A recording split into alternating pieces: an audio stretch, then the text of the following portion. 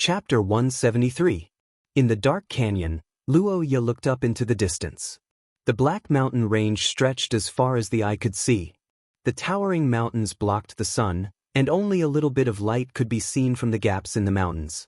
Petra's golden hair was shining in the dim environment, and her white robe had a unique, enchanting charm. She closed her eyes and sat on the throne as if she was in a deep sleep. She didn't open her eyes until Roha came from afar. "What a surprise, you don't seem to be in a hurry." The golden-haired woman stared at the young man walking over and blinked her eyes in confusion. "You should like that girl, right?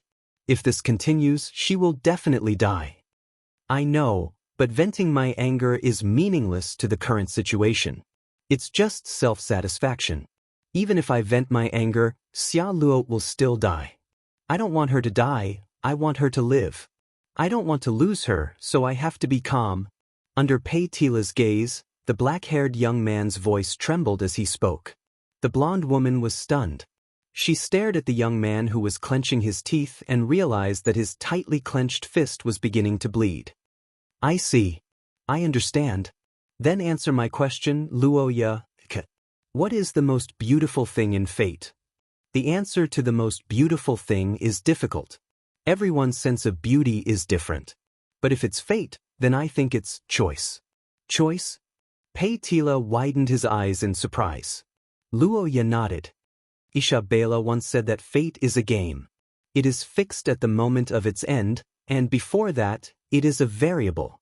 Therefore, in the face of the fate of the destruction of the past civilization, she used herself as a bargaining chip to suppress humanity. In the face of fate, she chose to resist. I once thought that the most beautiful thing of fate was resistance, but after thinking about it carefully, I realized that there was actually a loophole in this. The black-haired youth looked at the mountains that blocked the sun, and his gaze seemed to look into the distance. He recalled what the brown-haired woman had done, and his nose seemed to smell the intoxicating fragrance of the white fruit wine. If I had told her in advance that this escort journey would be her last journey, and if I had told her in advance about the final result of the scale, would Isabella have bowed to those monsters like Gordon and worshipped them as God's messenger? No, she won't. Luoya shook his head and calmly denied it. He sighed with respect and admiration. That's because Isabella is a ruler. She's not Sophia's ruler, but the ruler of all humans.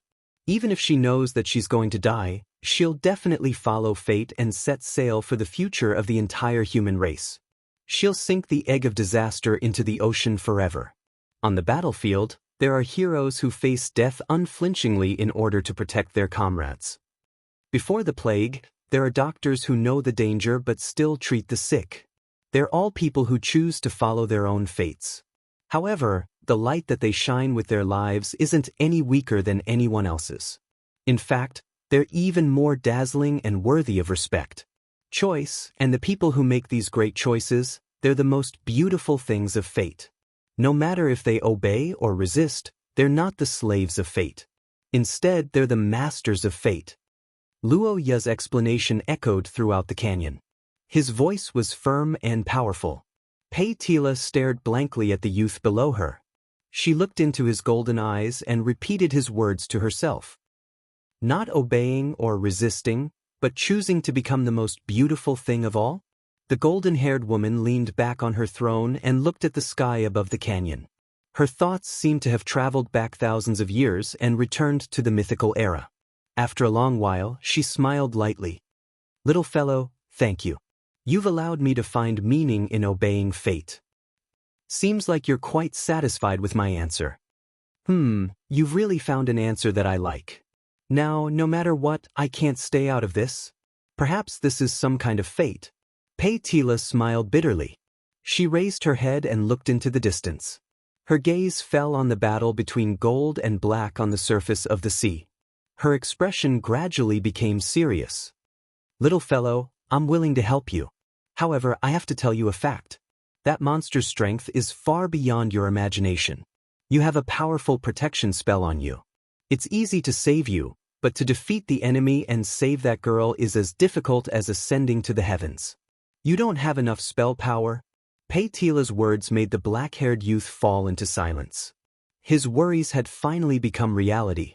Whether it was Gulandair or Pei-Tila, they were great existences that had already become legends in the ancient times when the gods and demons were still around.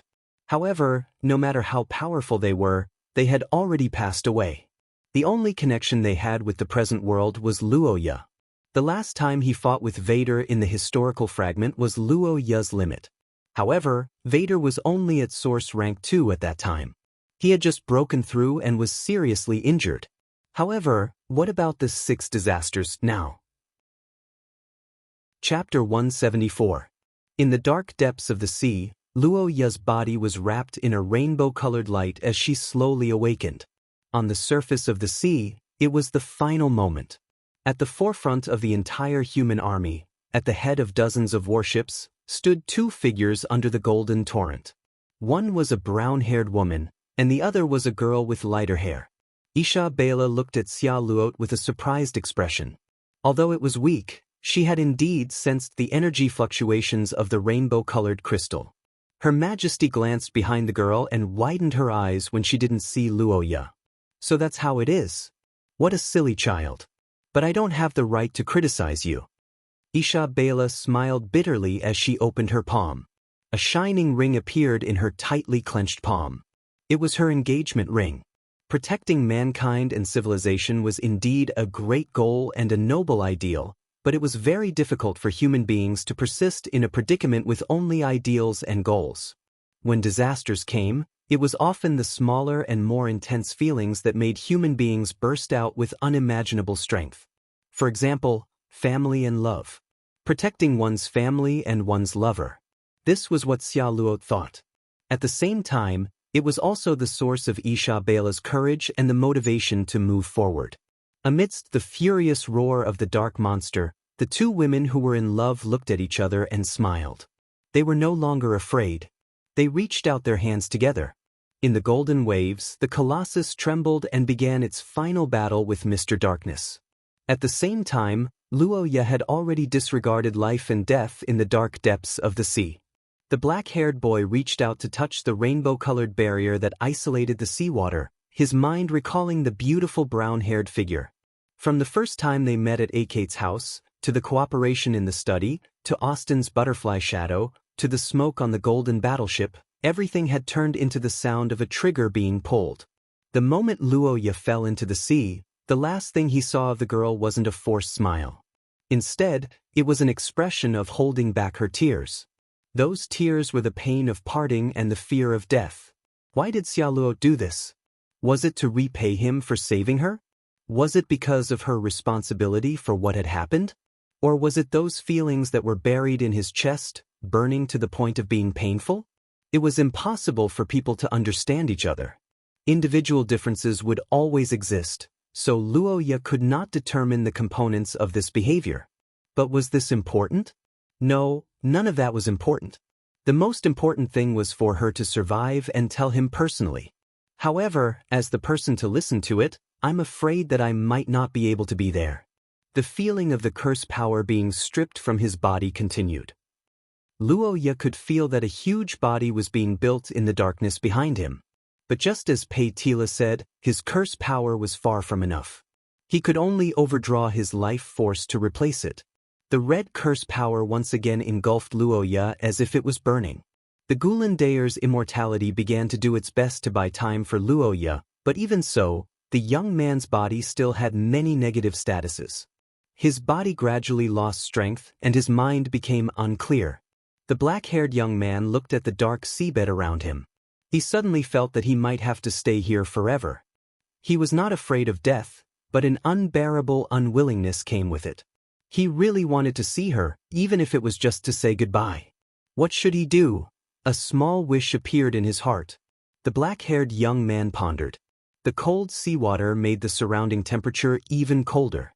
In the haze, Luoya seemed to have returned to the high platform in Rumen Forest. Under the starry sky, the golden butterflies competed with the moon. That was a butterfly as beautiful and noble as a golden rose. It was also the first gift that the young man gave to the girl that night. It was the beginning of their relationship and the crystallization of their bond.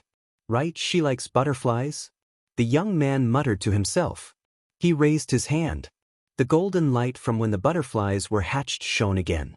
In his cold body, the blood that seemed to have solidified began to circulate. The crown, origin substance that contained the young man's will began to tremble violently. Yes, this is the feeling. Luo Ye recalled the time when the butterfly monarch broke out of the cocoon and circulated his blood. Simulating the birth of the luminous butterfly did not require much curse power. At this time, he also did not consume much. In the familiar darkness, golden butterflies spread their wings one after another.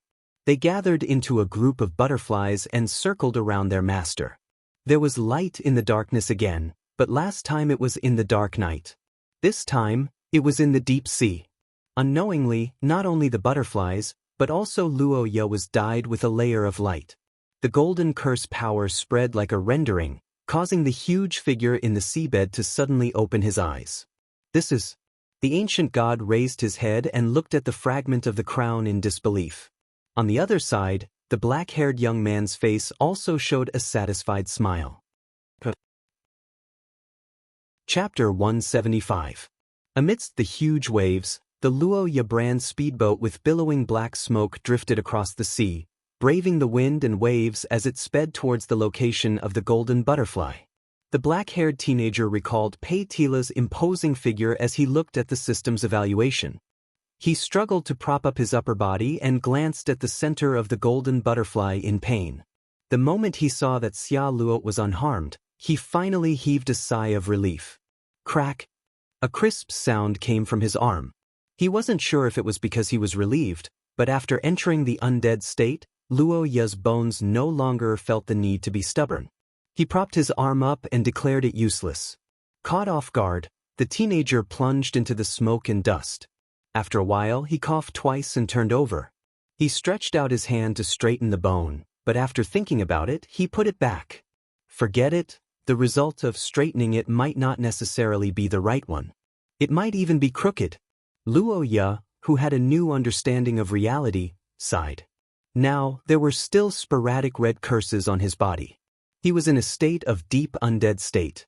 It was normal for his arms and legs to be brittle, so breaking them was nothing. The black-haired teenager tried his best to deceive himself, forcing his thoughts to move in a positive direction. He lay on his back and looked at the blue sky after Pei Tila left. After experiencing the depression and despair brought by Mr. Darkness, the world now looked so beautiful in his eyes. The sun had risen, and the huge waves were gradually subsiding. The world had returned to its original state. Luo Ye felt joy in his heart under the vast sky. Although the process was tortuous and difficult, in the end, he protected the people he wanted to protect. Although it was only a few days, he really missed home. If anyone tells me anything about ancient literature when I go back, I'll twist their brains out, except for Xia Lu. Secretly ruthless in his heart, Luo Ye observed his surroundings, waiting for the black fog to bring him to meet up with the golden butterflies. However, after a few glances, the teenager's expression changed. Why did it feel wrong? Luo Ye looked at the golden light that was getting farther and farther away. He blinked and couldn't help but shake his head. How is that possible? Pei Tila is Mother Earth, how can she get lost? The black-haired youth chuckled. However, he soon discovered that he could no longer laugh. This was because the golden butterflies were getting further and further away. They were almost out of sight. The young man stared into the distance, dumbstruck. In the next moment, he started cursing loudly. Fuck, there's something wrong with this car. Pei Tila? Are you kidding me? Pei Tila? Damn it. Luo Ye cursed the ancient god in his heart. The black-haired youth looked around and urgently thought of countermeasures. After thinking for a while, Luo Ye realized that there was only one thing he could do. He jumped out of the car and sank to the bottom. Thinking of this, Luo Ye couldn't help but feel sorrowful. Looking at the sea, he doubted his life. This is different from what we agreed on, right? Wouldn't they be sent to their allies if they were wounded in battle? The black-haired youth gritted his teeth and tried his best to flip over and dive into the sea. However, what he didn't expect was that what greeted him was not the cold sea, but a warm embrace. What are you doing all of a sudden, idiot? A tearful reprimand sounded in his ears. A familiar fragrance lingered at the tip of his nose. Luoya couldn't help but look up and saw Xia Luo with red eyes.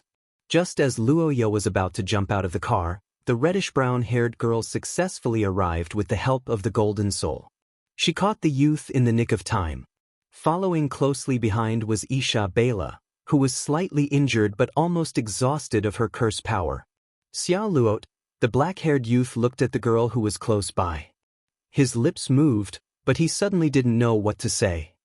"You, how did you find me? I thought you couldn't find me. It brought me here." The girl choked with sobs and pointed at the golden butterfly flapping its wings on her shoulder. Luoya was surprised when he saw this, but he immediately felt relieved. "I see. Looks like the gift has arrived," the youth said with a chuckle. However, the girl hugging him couldn't laugh anymore. Xia Luo's eyes swept across Luoya's battered body. The tears that she tried to hold back finally flowed down her face. "How could this be? You're injured so badly." "If this continues," Xia Luo cried as she took out gems one by one. She pulled the trigger and the precious gems shattered and dissipated one by one. Healing and purification, stamina recovery, and mental stimulation. A series of buffs were cast on Luoya's body as if they were free. However, the effects were minimal. Chapter 176. You want to join the Society of Sages? The Isha Bela, who was giving Xia Luo an emergency pre-marriage training, turned her head when she heard Luoya's question. Her expression was both gratified and a little troubled. "Luoya, it's good that you have such an idea, but the Society of Sages has many requirements. Your strength may meet the requirements, but your source rank is still too far away." Isha Bela recalled the giant python that connected heaven and earth and swallowed one of the 6 disasters, Mr. Darkness. She couldn't help but have a completely different understanding of Luoya's strength. Although she didn't know how he formed a connection with that kind of god, there was no doubt that it was a huge power that the Society of Sages urgently needed. "Sister Isha Bela, I understand the difficulties of the Society of Sages. Is there any other channel, no matter what? Can you give me some clues?" The black-haired young man said anxiously. Of course, he didn't really want to join the Society of Sages. After all, hundreds of years after Luoya and Xia Luo existed, this mysterious society had long disappeared in history, leaving behind many mysteries. Isha Bela, this was the only member of the Society of Sages that Luoya had met so far, and she was obviously a core member. In a situation where there was no information at all, this was almost the only way he could get close to this mysterious organization. Looking at Luoya, who was asking for information, Xia Luo blinked as if she understood something. She held Isha Bela's hand and also asked for information. "Sister Isha Bela, I also want to join the Twilight Society of Sages, but my strength is much weaker than Luoya's. Can you tell me who founded this organization? How can I join?" The Twilight Society of Sages was founded at the end of the last era. "I don't know who the founder is, only the president should know." "The president?" "That's right, it's Sage. This title is exclusive to the president of the Sage Society, and according to what the Sage said in the past, there should be a succession of titles." Isha Bela crossed her arms and recalled the president's words. After a while, she repeated it for Luoya and Xia Luo. The sage once said that the wise one of the past would be in an even more difficult situation. The enemy isn't just the mother goddess. Based on past experience, even he might be sacrificed. Luoya's eyes widened as he listened to Isha Bela's words. Once, past experience, sacrifice. Putting these words together, it was obvious that the sage had changed, but he had no idea who it was. From the looks of it, he could only start by joining. Luoya, who had changed his direction, started asking about the way to join the society. Isha Bela thought for a while and pointed the way for the 2 children.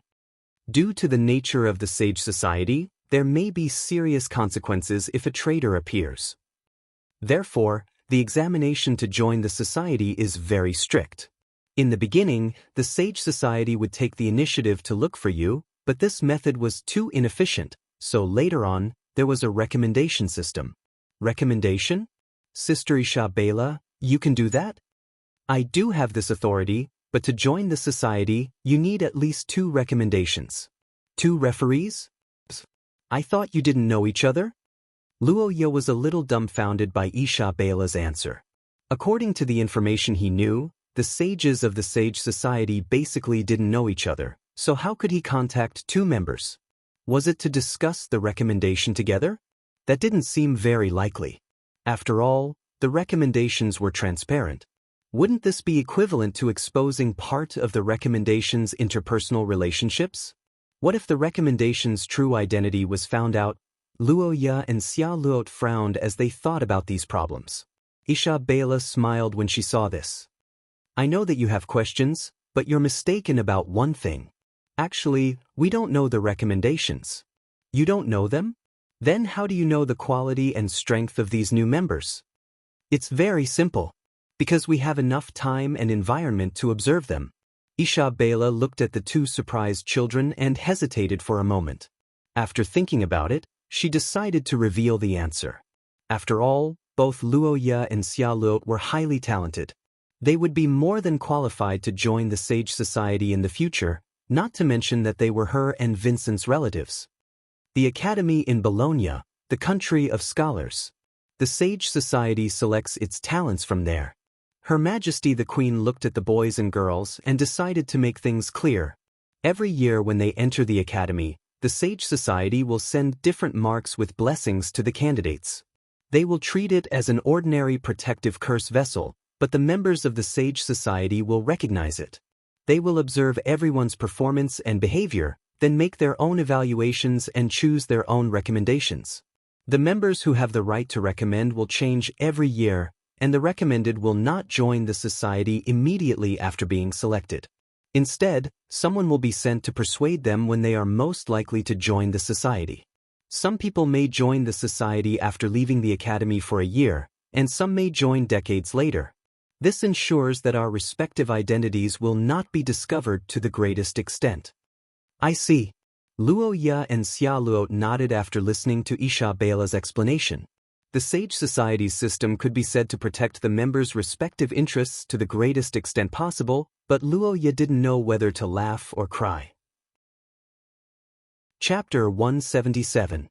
They should arrive in a few days. On the official road leading to Akate City, a gorgeous carriage pulled by beautiful white horses was galloping on the road. Inside the carriage, a blonde girl looked at the snowy scenery outside the window and thought. She couldn't help but recall what happened 10 days ago. It was the 1007th year of the Third Era. This year's New Year was completely different for Nuaire. Originally, the princess would spend every New Year's in Saint Lorraine. Attending the prayer meeting of the Holy See was the task of Nuaire as the heir of the royal family. In some years, she even had to participate in a choir competition. But this year, the princess, who had attracted a lot of attention, did not appear in the Saint Lorraine. Whether it was the palace banquet or the prayer meeting, Nuaire did not attend either. It could be said that this was a huge blow to the princess's fan base in the Saint Lorraine. The direct impact was that the local sales of the Holy See video this year had plummeted. So where did Nuaire spend this year's New Year? The answer was the Eastern Front Line. As the representative of the royal family and the future heir, the princess' personal visit to the front line during the New Year was undoubtedly a morale booster. It was also evidence that the royal family of Heidi Crete attached great importance to the situation at the front line. In fact, Nuaire's arrival did indeed have a good effect. As the national idol of the theocracy of Saint Maester, Nuaire was loved by almost all the frontline soldiers. This kind of love was not the love of a fan. Strictly speaking, it was more like love. They loved the princess not because of her beauty, but because of her strength. As a leader, the public's evaluation of a leader may be affected by their appearance. But in the end, strength was the most important. Nuaire was a leader who was currently strong and had terrifying potential in the future. She was highly regarded by the military. With the support of the masses, the support of the seniors, the noble status, and the talent and looks, it was impossible for others to not be convinced by such a combination. Especially when Nuaire took the initiative to sing a requiem for the soldiers who had sacrificed themselves during the New Year's song, it won over the hearts of countless soldiers. These days, there were many generals who dared to lead their soldiers into battle. This was because the generals were usually powerful extraordinaries. Their role was to lead the charge and tear open the enemy's defenses. However, there were very few who could manage the situation until their deaths. In the theocracy, only the Akit family, who had a complete military system, and the royal family, Heidi Crete, were at the forefront. They were the only two families who received pensions. Therefore, there was a reason why there were strong and weak military forces. Just like the social animals in Luo Ya's previous life, the soldiers were not fools. They knew better than anyone else which side they should serve. The New Year's celebration went smoothly and successfully, and Princess Nua Ayer's reputation rose to its highest point yet. However, as the princess herself, Nua Ayer had another purpose for coming here. She was here to visit Kadia. There were two reasons for this. On the one hand, since Luo Ya could not come to the eastern region, it was necessary for her to visit the elders of her beloved's family. On the other hand, Nua Ayer needed to find Kadia to discuss the matter of canceling Luo Ya's engagement. As the head of a family who pursued stability, Kadia, who believed in free love, stood on the side of Nua Ayer and Ai Lizi. During the new year, news of Luo Ya's old father personally taking part in the battle spread like wildfire, and he almost succeeded in helping the two of them solve a big problem. However, as the saying goes, when Nua Ayer and Ai Lizi felt that everything was settled, and when Kadia slapped his thigh and thought that he had succeeded, Luo Ya was already reading a book hand in hand with the capital dog. Then came the tragic news. The plan was exposed, and the native Ai Lizi was defeated by the powerful dragon. She could only escape to the holy capital and urgently contact Nua Ayer. To be honest, when she heard Ai Lizi say that she did not manage to hold on, Miss Angel's mood collapsed, and she cursed on the spot. "You came back just like that? Are you a waste? That's your home." Nua Ayer was very excited at that time, but Ai Lizi was even more excited in the Akat family's emergency communication system. "Isn't it because your plan was exposed?" That Xia Luot discovered some clues and told Big Bro. "Now Big Bro Luo Ya must hate me, who?" The silver-haired girl began to wipe her tears as she spoke. Her aggrieved look made Nua Ayer's head hurt, but after hearing Ai Lizi's complaints, Miss Angel was speechless. As the saying goes, it's not that Ai Lizi didn't work hard, it's that Xia Luo was too cunning. She used fate divination 3 times to confirm her love. Nua Ayer was dumbfounded when he heard this. Moreover, in terms of identity, Xia Luot had a natural counter to Ai Lizi. In Luo Ya's previous life, Xia Luot was an outsider's daughter-in-law. As for Ai Lizi, she was the family's sister-in-law and adopted sister. Her identity was really difficult to deal with. If she made things difficult for Luo Ya, not only would it be rude, but it would also destroy Ai Lizi's image in Luo Ya's heart. It might even push Luo Ya to the side of an enemy. Xia Luo didn't have any restrictions. Every day, she would be by Luo Ya's side, hugging and hugging Ai Lizi. She would often make Ai Lizi bite her handkerchief with tears in her eyes. Although Big Bro Luo Ya said that he only had a deal with that woman, and that once it ended, the engagement would be cancelled, but, you believe that kind of nonsense? Nua Ayer scoffed at Luo Ya's words. Perhaps the youth wasn't lying, but she felt that Xia Luo was lying. "You've already used fate divination 3 times, and you're telling me that you're not moved and that you only had a deal with him? Do you think I'm an idiot?" Miss Angel thought angrily. She felt that her intelligence had been insulted. Even if Xia Luo wasn't moved now, it didn't mean that she wouldn't be moved in the future. A single man and woman hugging and hugging, no matter how she thought about it, it was too dangerous. Thinking back to the red-haired girl she saw in Rouse, Nua Ayer's heart sank like a weight. Xia Luot's noble Highland elf bloodline gave her an indescribable charm, and once the sorcerer clan's origin substance fell in love with someone, it would be very troublesome. Of course, Luo Ya's appearance wasn't bad either. They were of the same standard, but no matter how handsome the youth was, Nua Ayer didn't think that Luo Ya would be able to make Xia Luot fall in love in a short period of time. After all, Xia Luot was the actual princess of Rouse, and she had seen too many handsome youths. Moreover, the sorcerer clan's females were very cautious when it came to marriage, and they were even somewhat conservative. Would they be able to get together in 10 days? How was that possible? Chapter 178. Find them. Find them for me. No matter what, we must find Miss and young Master Luoya. In the jewel necklace convoy, Go Lacey looked at the empty room and loudly ordered. Sorofia's elite guards immediately scattered in all directions.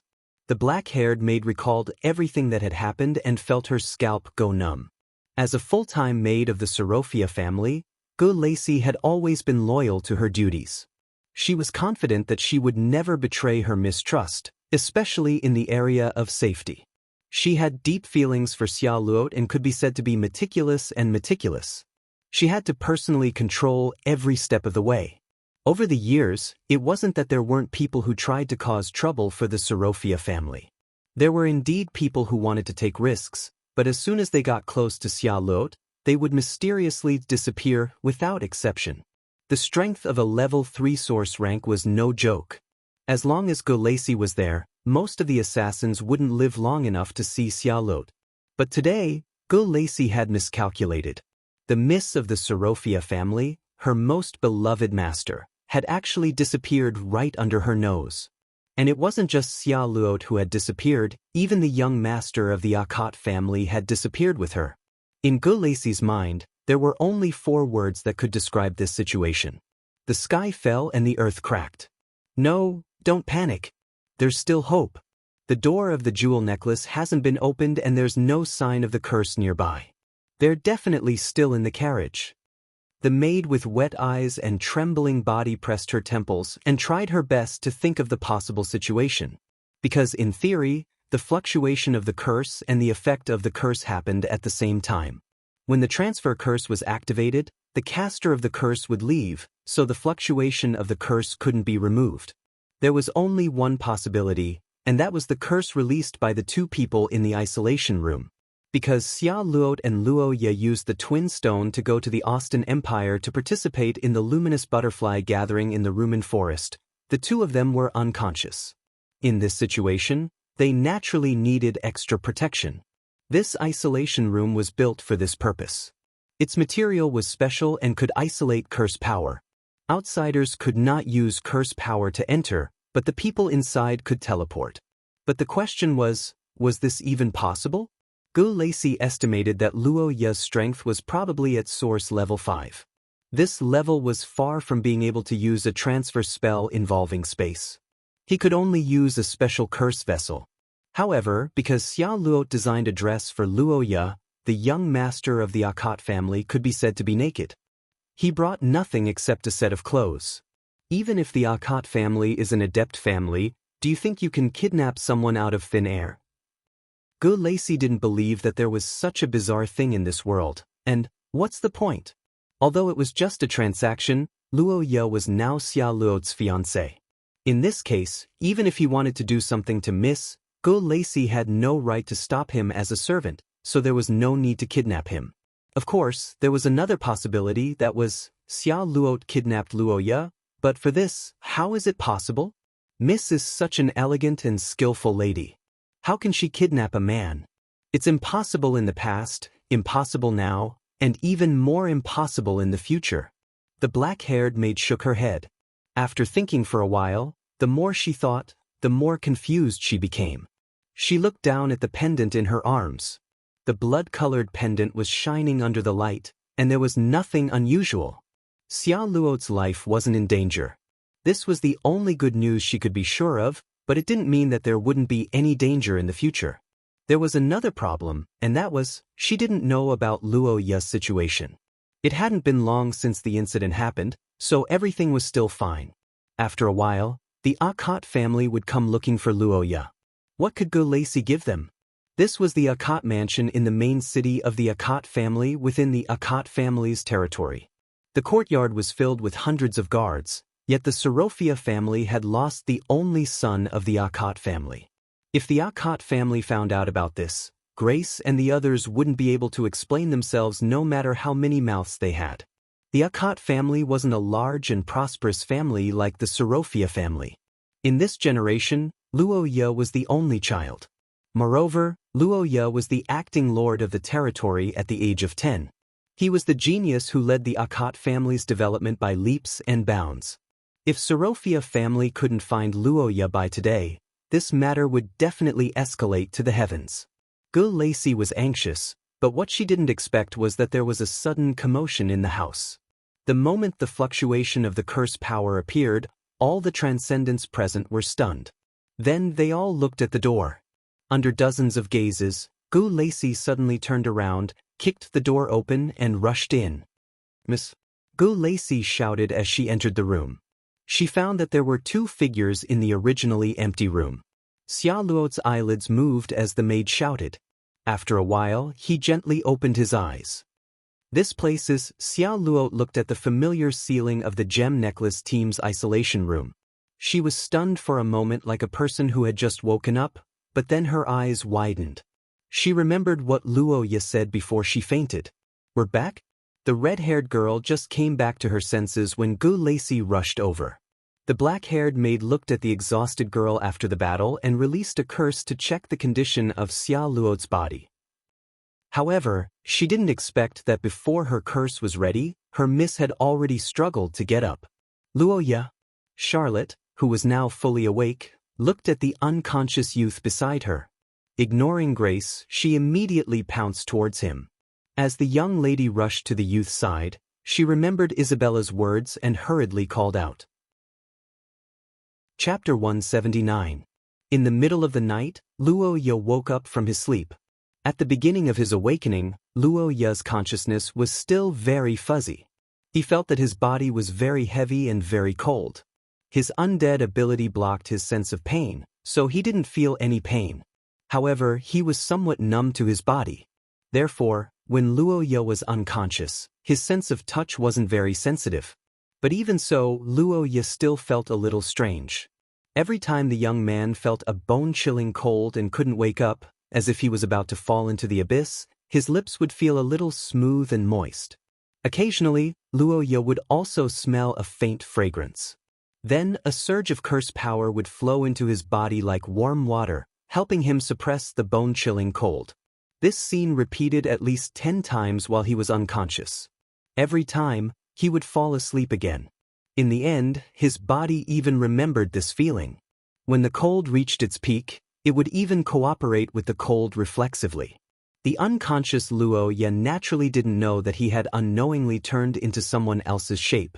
But strictly speaking, although the young man was fighting unconsciously, he wasn't at a disadvantage. Because every time he cooperated unconsciously, the young girl would be tormented until she was weak and boneless. After another strange touch on his lips, Luo Ye, whose body was much colder than before, finally regained consciousness. For the first time in a day, he opened his eyes. The moment he opened his eyes, he saw a sky full of stars, or rather, an artificial sky. Gems, all gems, colorful and dazzling. From the white crystal, which was an expensive decorative material, to the purple crystal, which was worth far more than gold, hundreds and thousands of high-priced gems were inlaid on the ceiling, forming a galaxy. Under the sparkling light of this galaxy, Luo Ye felt as if his body had received some kind of blessing. He thought for a moment and understood that this must be the work of the Sorofia family. "It's really beautiful," the young man muttered his thoughts. After a while, Xia Luo, who was drinking tea to cool down, suddenly turned her head. "Luo Ye, you're finally awake." The excited young lady rushed to the bed and grabbed the black-haired young man's hand with trembling hands. Her eyes were filled with tears. Seeing Xia Luo, who was obviously much healthier than him, Luo Ye finally felt relieved. "Xia Luo, are you all right?" "I'm fine. Speaking of which, shouldn't I be the one saying that? You're the one who's not fine." Under the moonlight, the lovely and moving miss was about to cry as she spoke. Luo Ye smiled bitterly and hurriedly waved his hand. Actually, I'm fine. It's not that serious." Luo Ye recalled the fragmentary memories she had when she was unconscious. She blinked as if she had recalled something. She looked at the reddish-brown-haired girl and asked casually, "By the way, I don't know if it's just my imagination, but when I'm asleep, I occasionally feel a strange sensation on my mouth." "Huh?" As soon as Luo Ye spoke, the mist body suddenly stopped moving. Under the moonlight, Xia Luo's face quickly turned red, but after a short moment, she forced herself to return to normal. It's a thermometer. I added a thermometer. Oh, I see. No wonder. Hearing Xia Luo's reply, the young man's mind was still in a numb state. Hearing her words, he nodded. In this world, thermometers were hung by the mouth. Luo Ye had used it before.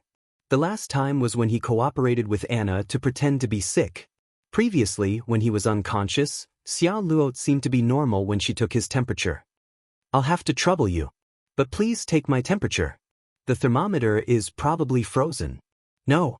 It's still quite hot after taking it. Miss Thermometer said as she felt her heartbeat. She stared at Luo Ye's lips and slightly tilted her eyes. Due to the side effects of the skill, the young man's brain wasn't too bright. He turned his head to look out the window and suddenly seemed a little confused. The scenery outside was moving. Did that mean the carriage was moving? What's going on? Xiaolot, shouldn't we be in the mansion? Where are we going? Look at the stars. We're going to look at the stars. Luo Ye asked in a daze. Xia Luo saw this and felt guilty, but she explained seriously. Your body's condition is not good now. You need to rest. Akate City is too noisy. We need to go to a quieter place. Oh, I see. That's fine. Chapter 180. The next morning, Luo Ye woke up to the girl's breathing. It was a warm, light, and fragrant breath on his neck. It was a little itchy, but it was also a little exciting. It was like a strand of cat's tail grass, constantly teasing the boy's muddled consciousness. Under this teasing, Luo Ye successfully came ashore and woke up. The moment Luo Ye opened his eyes, he saw a delicate and beautiful little princess. Xia Luo's body was currently slanted beside the black-haired boy. The two of them were sharing a bed. The girl's reddish-brown hair was scattered on the bed, and under the faint light, it formed a sharp contrast with her fair skin. Her noble temperament, coupled with her princess-like white pajamas, gave Luo Ye the illusion that he was looking at a sleeping beauty. Why is she here? The moment he saw Xiaolot, Luo Ye's brain temporarily stopped working. To be honest, this was the nth time that Luo Ye had slept with a girl. But previously, it all belonged to one person, and that was AI Lizzie. Rather than saying that they slept together, it was more like sleeping with someone to take care of a child. But Xia Luo was obviously not in this situation. Ah, right, it was Isha Bela's words about sleeping with someone. He didn't expect Xia Luo to actually take it seriously. Luo Ye smiled bitterly as he thought of this. He secretly sighed at how obedient Xia Luo was in front of the ancestors. She was clearly very mischievous when interacting with him before. This contrast was really quite big, but she was really beautiful. The black-haired boy looked at the pretty face that was more than 10 centimeters away from him and couldn't help but sigh. Normally, people couldn't withstand close observation, but this was completely ineffective on Xia Luo. The noble young lady was not only as perfect as a story from afar, but when played with, she was probably even more, After coughing twice, Luo Ye blushed and turned her head away. She felt a little ashamed of her own thoughts.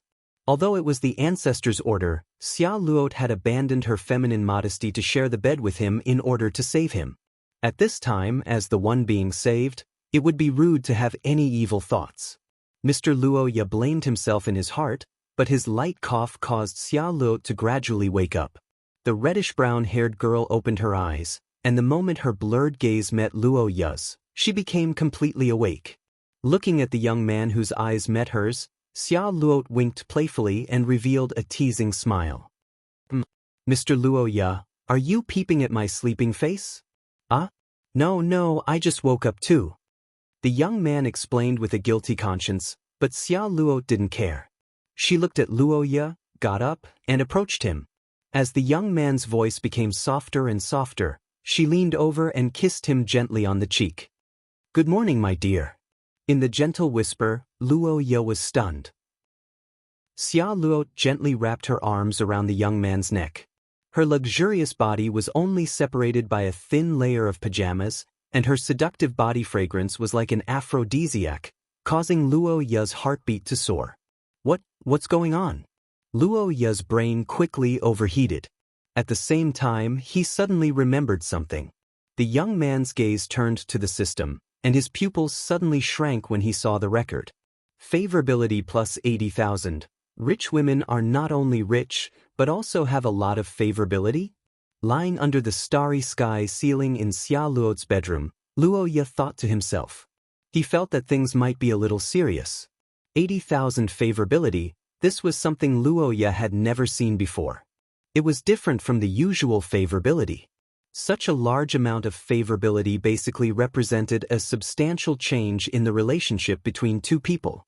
For example, the AI Lizzie and Nua Iyer in the past were the best examples of this situation. 80,000, isn't this a little too much?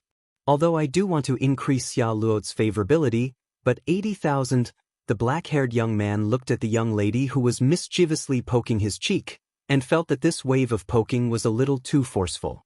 The suspension bridge effect was a situation where people mistook it for love during a special crisis. The accelerated heartbeat due to the danger would cause a young girl to mistake it for the person who was protecting her and going through the crisis with her, thus causing her to fall in love. The suspension bridge effect was a relatively common theory in Luo Ya's previous world.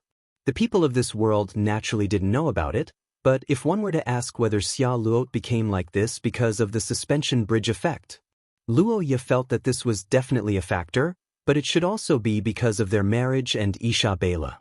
However, the suspension bridge effect would generally fade over time, so it didn't seem to be too much of a worry.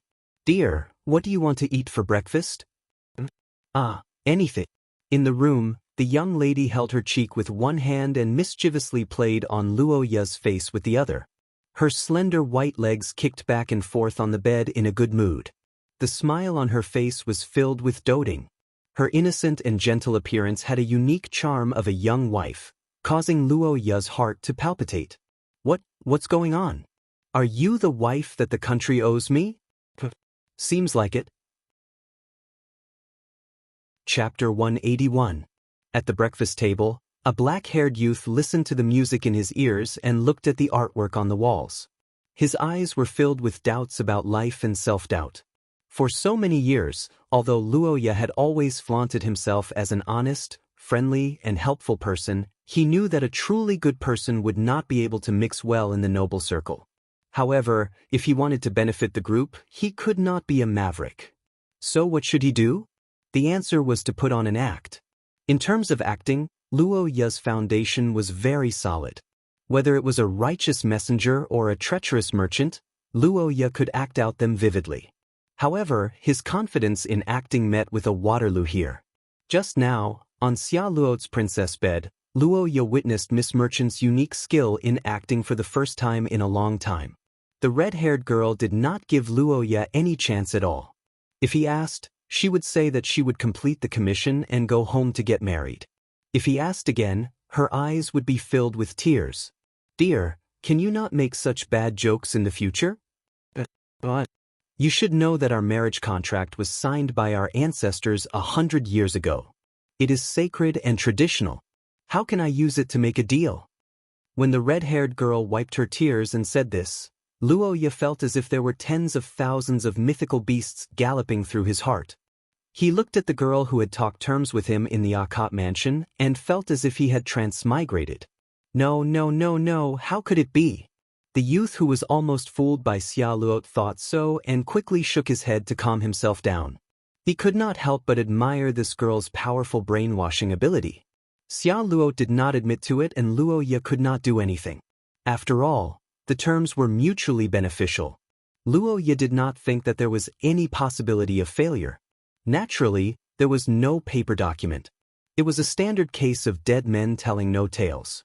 Thinking of this, the young man shook his head and decided to look at something more meaningful, such as his own system. This trip to the historical fragment was indeed very dangerous.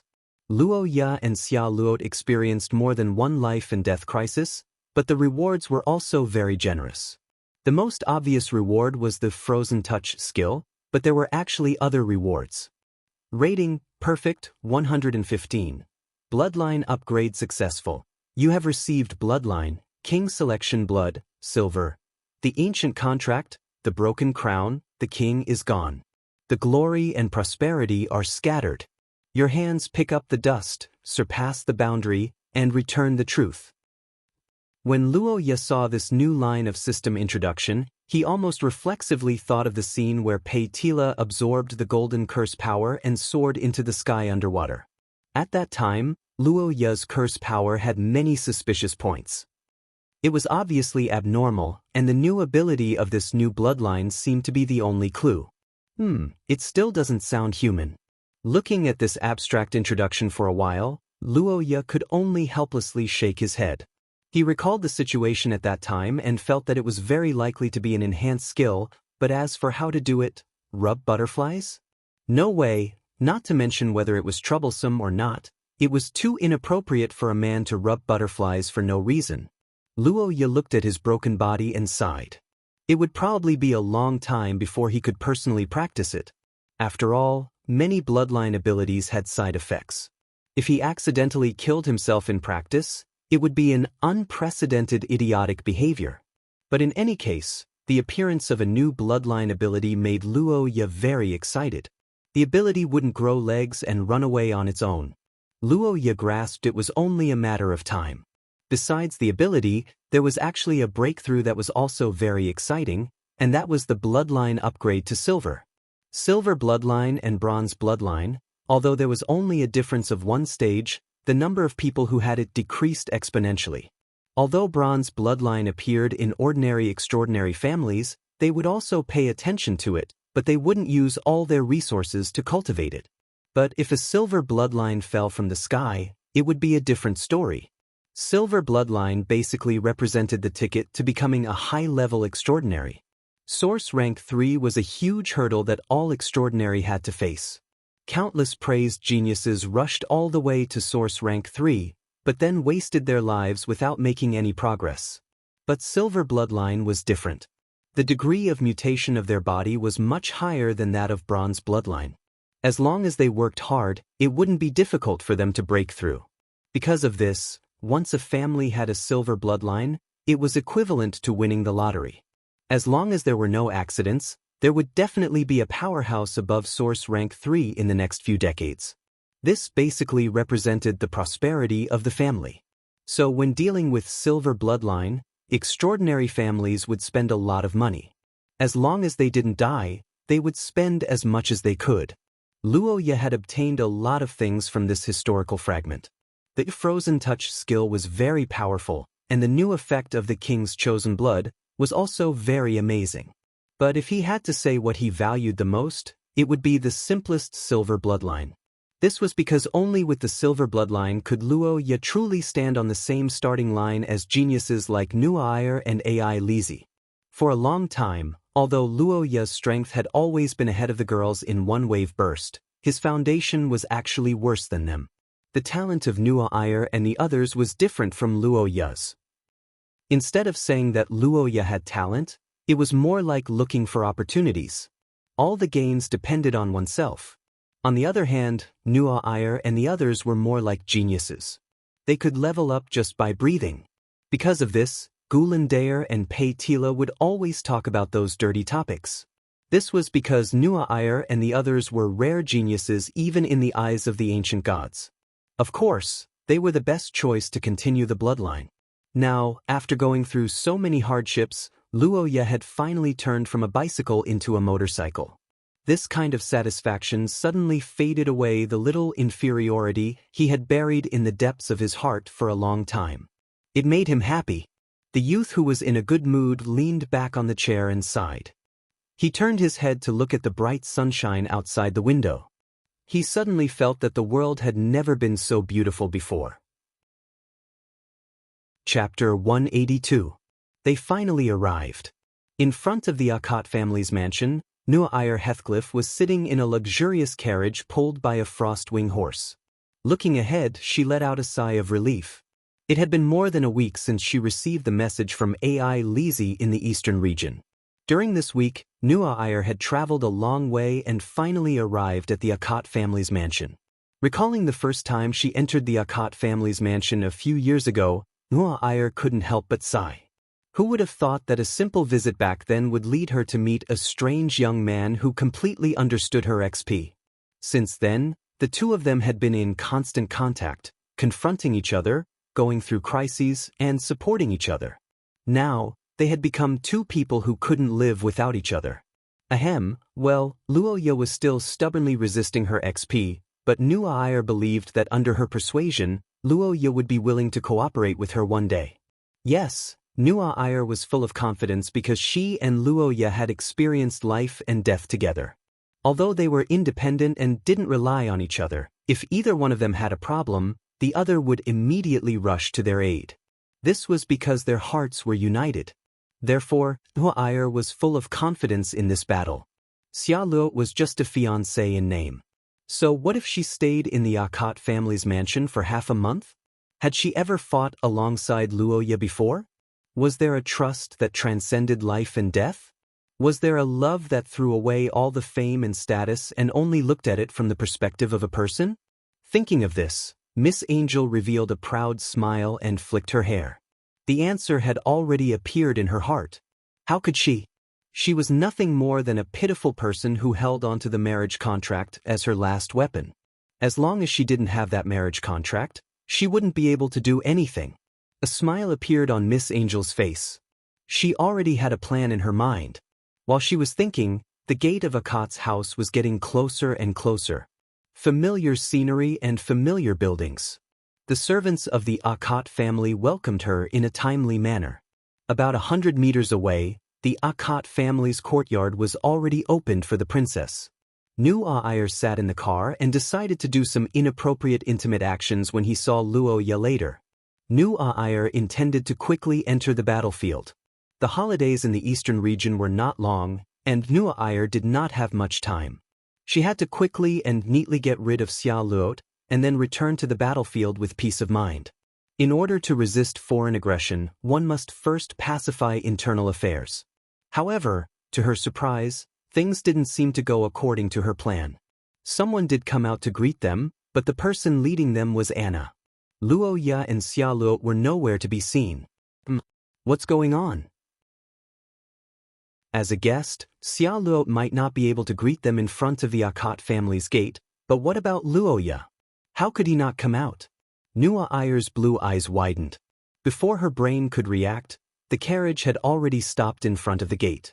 In front of the carriage, Anna's face was barely maintaining a smile, but the worry in her eyes was almost overflowing.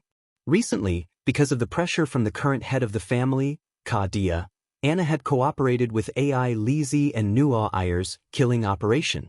Although the result was completely counterproductive, it had to be said that this time, as Luoya's personal maid, Anna felt a lot of guilt.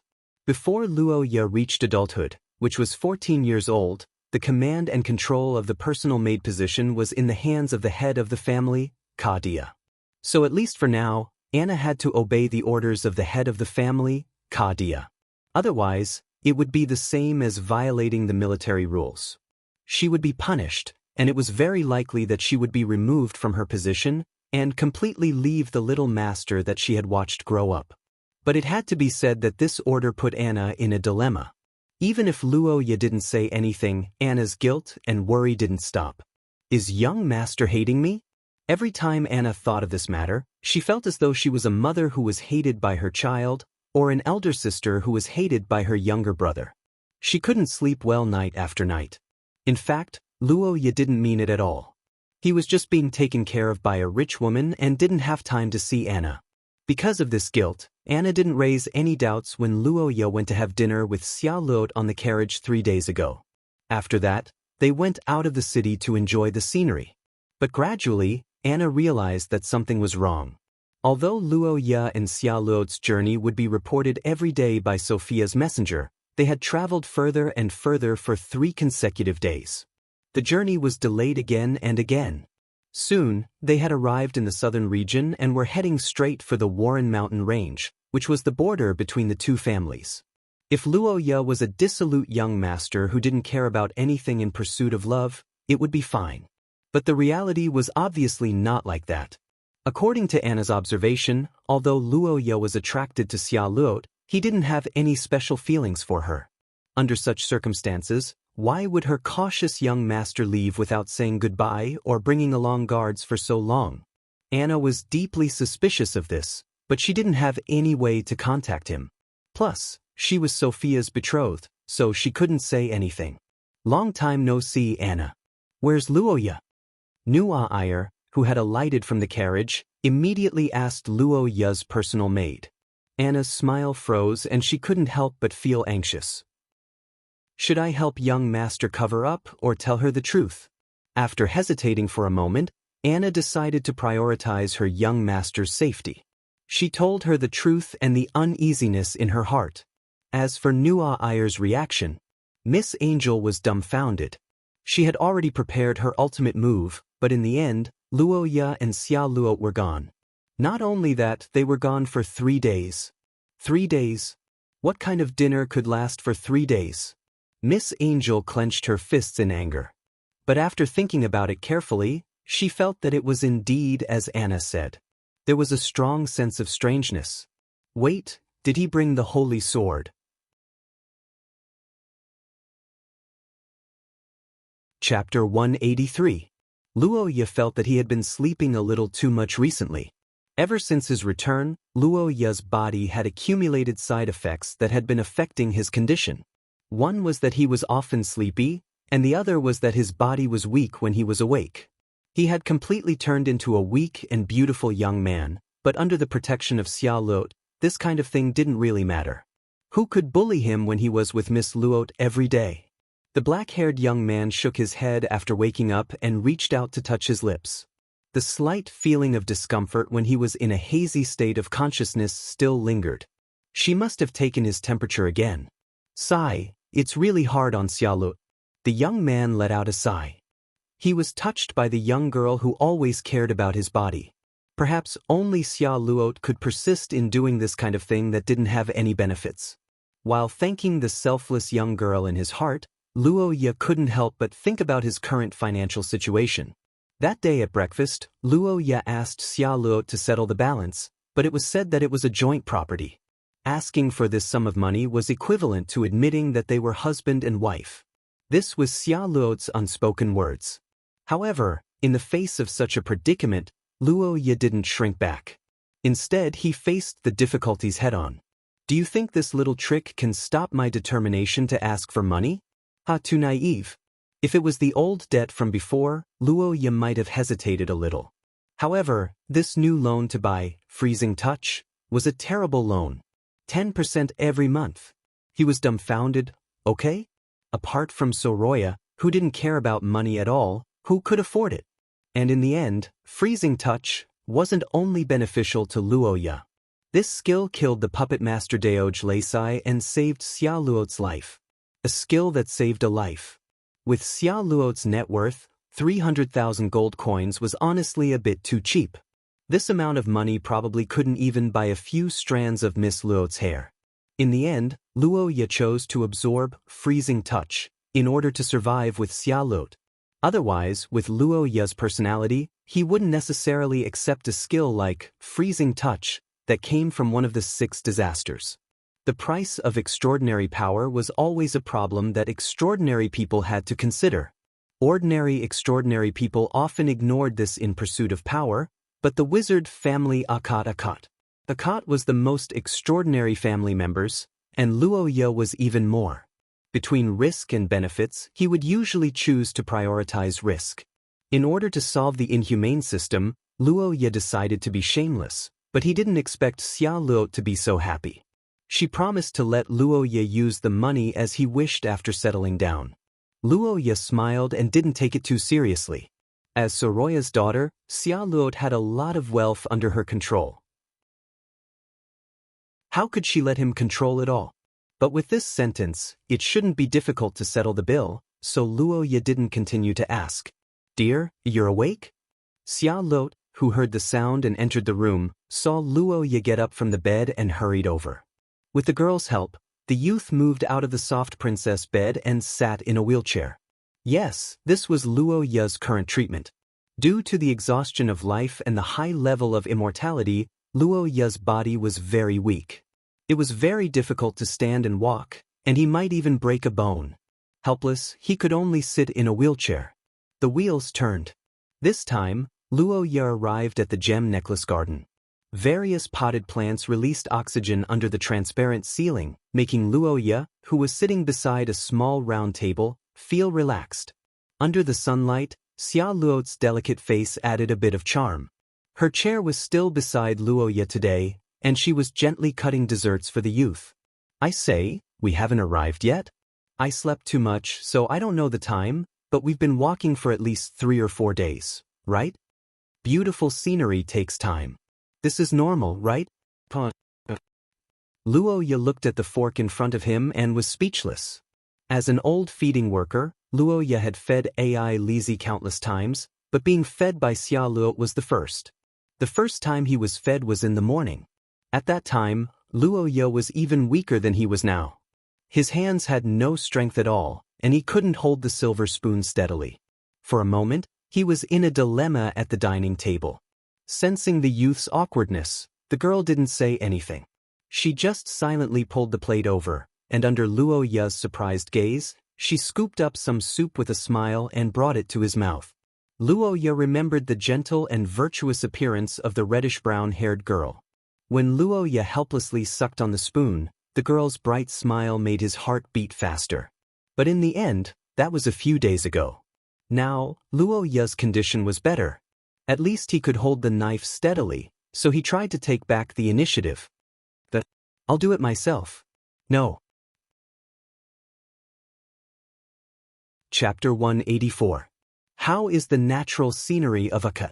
As the acting lord for so many years, Luo Ye didn't know much about it. The current transportation of Shiya wasn't developed, and Akat was quite big. Even with the fastest horses and the best carriages, it would take more than 10 days to travel from the north to the south. This was after Luo Ye repaired the roads. In the past, when the roads weren't smooth, it was normal to not be able to travel for a month due to taking detours and resting. In this kind of situation, all the rulers would command from the political and economic center, which was the most efficient. As for a certain Qianlong old man in his previous life going to Jiangnan, only Lord He, who owned a bank, would be able to handle this master. So even though Luo Ye was the acting lord of Akat, the scenery and local snacks under his rule weren't something that Luo Ye could appreciate and taste. It was better to say that the daily political affairs during the development period made him quite busy. In the future, when the territory settled down, Luo Ye would go out and travel. This was the goal that Luo Ye worked hard for. He hoped that when he traveled around Akat, he wouldn't see the hardships of the people, but the prosperity and well-being of the people. But this time, Xia Luo's recuperation trip seemed to have made him experience it in advance. Oh, is this the specialty nut wine of the south? The taste is really unique. After taking a sip of the liquid in the cup, Luo Ye couldn't help but raise his eyebrows. The red-haired girl beside him sniffed the wine lightly and was also surprised by the strong nut aroma. It's really a unique taste. What's added in it? I remember it's a specialty nut. I think it's called Pamela, which means can't bites in the local dialect. Can't bite? What's that? Xia Luo listened to Luo Ye's introduction and couldn't help but laugh. She took a sip of the wine and couldn't help but widen her eyes. It's so sweet. Yeah, I knew you would like it. The black-haired boy leaned on the wheelchair and smiled helplessly at the sweet lover. Xia Luo couldn't help but take another sip. It's really sweet. But although this fruit is very hard, it has a lot of sugar content. No, it should be because it has too much sugar content. If it doesn't become harder, it will be eaten by wild beasts. Also, the wine you're drinking now is an improved version. Improved model? Well, this fruit itself has a strange taste. In order to cover this taste, raisins were added when brewing it. That's why it is so sweet. Luo Ye said as she shook the pale yellow liquid in her hand. Xia Luo took another sip. The sweet taste made her squint her eyes slightly. Speaking of which, why do you know so much? Of course I do. This is a key development project in Akat territory. It's one of the first products promoted by the Poverty Alleviation Task Force in the South. I've read the information and stamped it. By the way, was it your idea to help the poor? Not really. Actually, I learned it from an ancient country with 5,000 years of history. I see. But it's really a unique way of thinking. Xia Luot thought of Luo Ya's library of information and nodded. Then she thought for a while and asked in confusion. But how does Akate territory help the poor? Do you mean giving money? Giving money? Although there is such a method, it doesn't work well in most cases. Teach a man to fish and you feed him for a lifetime. This was a very philosophical ancient saying in the previous world. Luo Ya deeply agreed with it. Akate territory's poverty alleviation is mainly to make the information as fair as possible and explore the characteristics of each place. Information? Xia Luo blinked in confusion. Luo Ya turned the wheelchair around and looked at the lively village behind him because of the arrival of Xia Luot's team. How many people in this village have gone out and seen the wide world, do you think? Probably not many. And since they have gone out, it's rare to come back to a mountain village like this. Chapter 185. In front of the jewel necklace convoy, the blonde girl looked at the row of Sophia's staff and silently waited for the results of the search. Since stopping the convoy until now, Nuair had talked with Gu Lacey several times. From the maid's response, there was no doubt that Nuair's actions were predicted. Charlotte Sophia, a young girl who was able to take care of Sophia's business in the central area of Rosetta City since she was a child, was not only talented, but also intelligent. This incident was a good example. This time, Charlotte had the upper hand from the very beginning. Noelle and the Akate family were completely led by someone else, and there was no good way to deal with it. From the moment they started chasing after Luo Ya, they had to focus on their journey. Nuair had guessed that the jewel necklace convoy was a bait, but so what if she guessed it? Did she have the time to sweep the area with a large group of people? No, and Nuair believed that once she did that, the jewel necklace convoy would definitely rush out of the border at full speed. She would not be able to catch up. Your Highness, we have searched everything. Luo Ya-sama is not in the convoy. The soldiers reported. As expected, there was no trace of the two people in the convoy. Nuair was silent for a while. She could only give an order with difficulty. Send an order to all the garrison troops and militia groups in Akate City. From 3 days ago, all outsiders must be interrogated. Once suspicious people are found, they must be detained immediately. Collect clues from the nearby residents. Once there is reliable information, there will be a reward. After gritting his teeth and giving the order, Noelle looked at the warriors of the Akate family and asked with some difficulty, "What's the matter?" There are a few villages nearby, within a day's journey. Within a day, there should be 3. Well, now our team will be divided into 4 groups. The first 3 groups will spread out and search the 3 nearby villages. Once there is a situation, immediately send someone to contact them. The last group will take the Rosetta convoy and find a place to settle down. Before this matter is over, no one is allowed to leave. Under Noelle's command, the soldiers of Akate Hill moved quickly. The 2 captains led their men to the farthest, most remote village that was hard to find. Noelle, on the other hand, went to the village that was relatively easy to reach. According to the soldiers, it was a village that was not very developed, but it had a very unique specialty wine. Her Royal Highness and her entourage rushed to the small village before noon. The moment she looked down at the village from the top of the hill, Noelle's blue eyes narrowed. She, who was very observant, noticed something unusual. The snow on the road leading to the village was swept too well. It was wide enough for 2 carriages to travel side by side. Normally, there would not be much activity in a small village like this in winter. Even if there was a hunt, there would only be a dozen people leaving on foot. After all, the snow would hinder the carriages from moving forward. The animals pulling the carriages also needed to eat, so it was better not to bring them along. In order to save food during winter, most people would not move much except for sex at night. This was especially true for a small village like this that did not have much activity. However, such a village was able to sweep the snow on the official roads so cleanly. Not only did it sweep the snow, but it was also as wide as 2 carriages. There is a problem. Miss Angel looked at the scene around the village and her heart beat faster. She did not expect that the search that was just a struggle before death would actually yield results. After discovering the problem, she decisively led her troops and rushed down. She saw an old woman trembling as she walked out of the door to get some firewood. Nuair, who discovered the villagers, did not delay. She jumped down from her horse when she was still a dozen meters away. Her wings of light flashed, and the surging curse power carried her nimble body to the front of the wooden house. The old woman was so shocked that the firewood in her hand fell to the ground. "Old woman, don't panic. I am the commander of Akat. I want to ask you a few questions." Looking at the trembling old woman, Nuair explained helplessly. These old people in the village had never left the village in their lives. They did not know anything about angels or Heathcliff. She could only cover it up with her identity as a soldier of Akat. Under Nuair's comforting words, the old woman was still panicking. However, she seemed to have realized that the person in front of her was a noble person.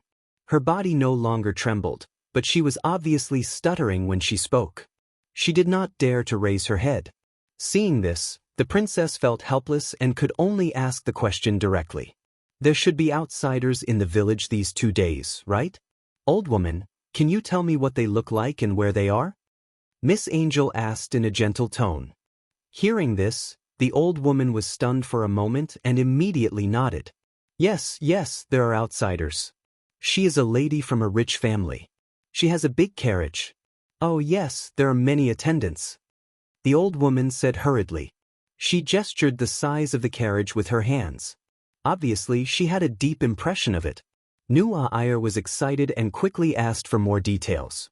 "You mean, the leader is a reddish-brown-haired girl, and there is a black-haired boy in the team?" "Yes, the boy is in a wheelchair. It seems that his legs are inconvenient." "Oh yes, they also bought a lot of wine." Hearing that Luo'ir was injured, Nuair's body trembled. She was shocked and angry at the same time. She clenched her fist and tried to ask again calmly. "I understand. Then where did they go?" "That way. They went from the eastern mountain road to the border. They said that they were going to see some snow. We tried to persuade them that there are more wolves there and that the western mountain road is better, but they didn't listen." The old woman frowned and tried to shift the blame. Obviously, she thought that Nuair was one of the young nobles. Miss Angel saw this and did not explain. She immediately jumped on her horse and chased after them. As expected, she found traces of a large group of people. At the entrance of the village, the white-haired old woman looked at Nuair and the group of people who were rushing to the east. After a long time, she shook her head and walked back into the house. The moment she closed the door, her body began to twist and flicker. Her white hair disappeared and turned into reddish-brown. Her hunched body also turned into a slender waist. Chapter 186. The mountain roads in Akkad were quite rugged. Luoya couldn't help but think as she sat in the slightly trembling carriage and looked at the setting sun in the distance. It had been more than 2 hours since they left the village with Pamelawine. In addition to the official road, there were 2 mountain roads in the village that led to the border of the Warren Mountain Range. One was rugged to the east, and the other was smooth to the west. Luoya and the others chose the western road. It was against common sense to travel at sunset, but Xia Luot brought Luoya here to see the starry sky above the mountains, so it was fine to leave at dusk. However, Luoya found something strange. "Do we need to be in such a hurry? Didn't you mobilize the people in the village to go hunting on the eastern front? We've already given them money to the prey, and you don't want it anymore?" "Yes, I wanted to hold a bonfire banquet, but there isn't much fuel in the village in winter, so I couldn't hold it." "Ah, that's true." Luoya nodded in realization, then looked at Xia Luot in surprise. She didn't expect this young lady to understand the hardships of the people so well. "I thought you were spoiled since childhood, but it seems I was wrong. I was when I was young, but I changed after father got a strange lamp." Xia Luot smiled bitterly as she recalled the events of a few years ago. Luoya held the teacup and blinked as she sipped. "Lamp? Yeah, it was about 4 years ago. It was a strange requiem lamp." Cough, cough, cough. The black-haired youth suddenly coughed when he heard Xia Luot mention requiem lamp. Xia Luo was shocked and quickly patted Luo Ye's back. Dear? Are you okay? I'm fine. Haha, continue. What about the lamp? Oh, that requiem lamp is a treasure that father obtained from somewhere. Although it's a consumable item, the other party offered a rather low price for it. It's probably a friendly gesture from some family related to Sorophia. However, after obtaining that lamp, father's requirements for me suddenly became stricter. The young lady who had been suffering for so many years finally found someone to talk to when she saw that her lover had finally found someone to talk to. She began to talk about her grievances bit by bit. From the fringe to Twin Horn Harbor, the difficulties she faced along the way had left her at a loss, but she had no choice but to grit her teeth and endure. Luo Ye couldn't help but feel guilty when he heard the reddish-brown-haired girl's story.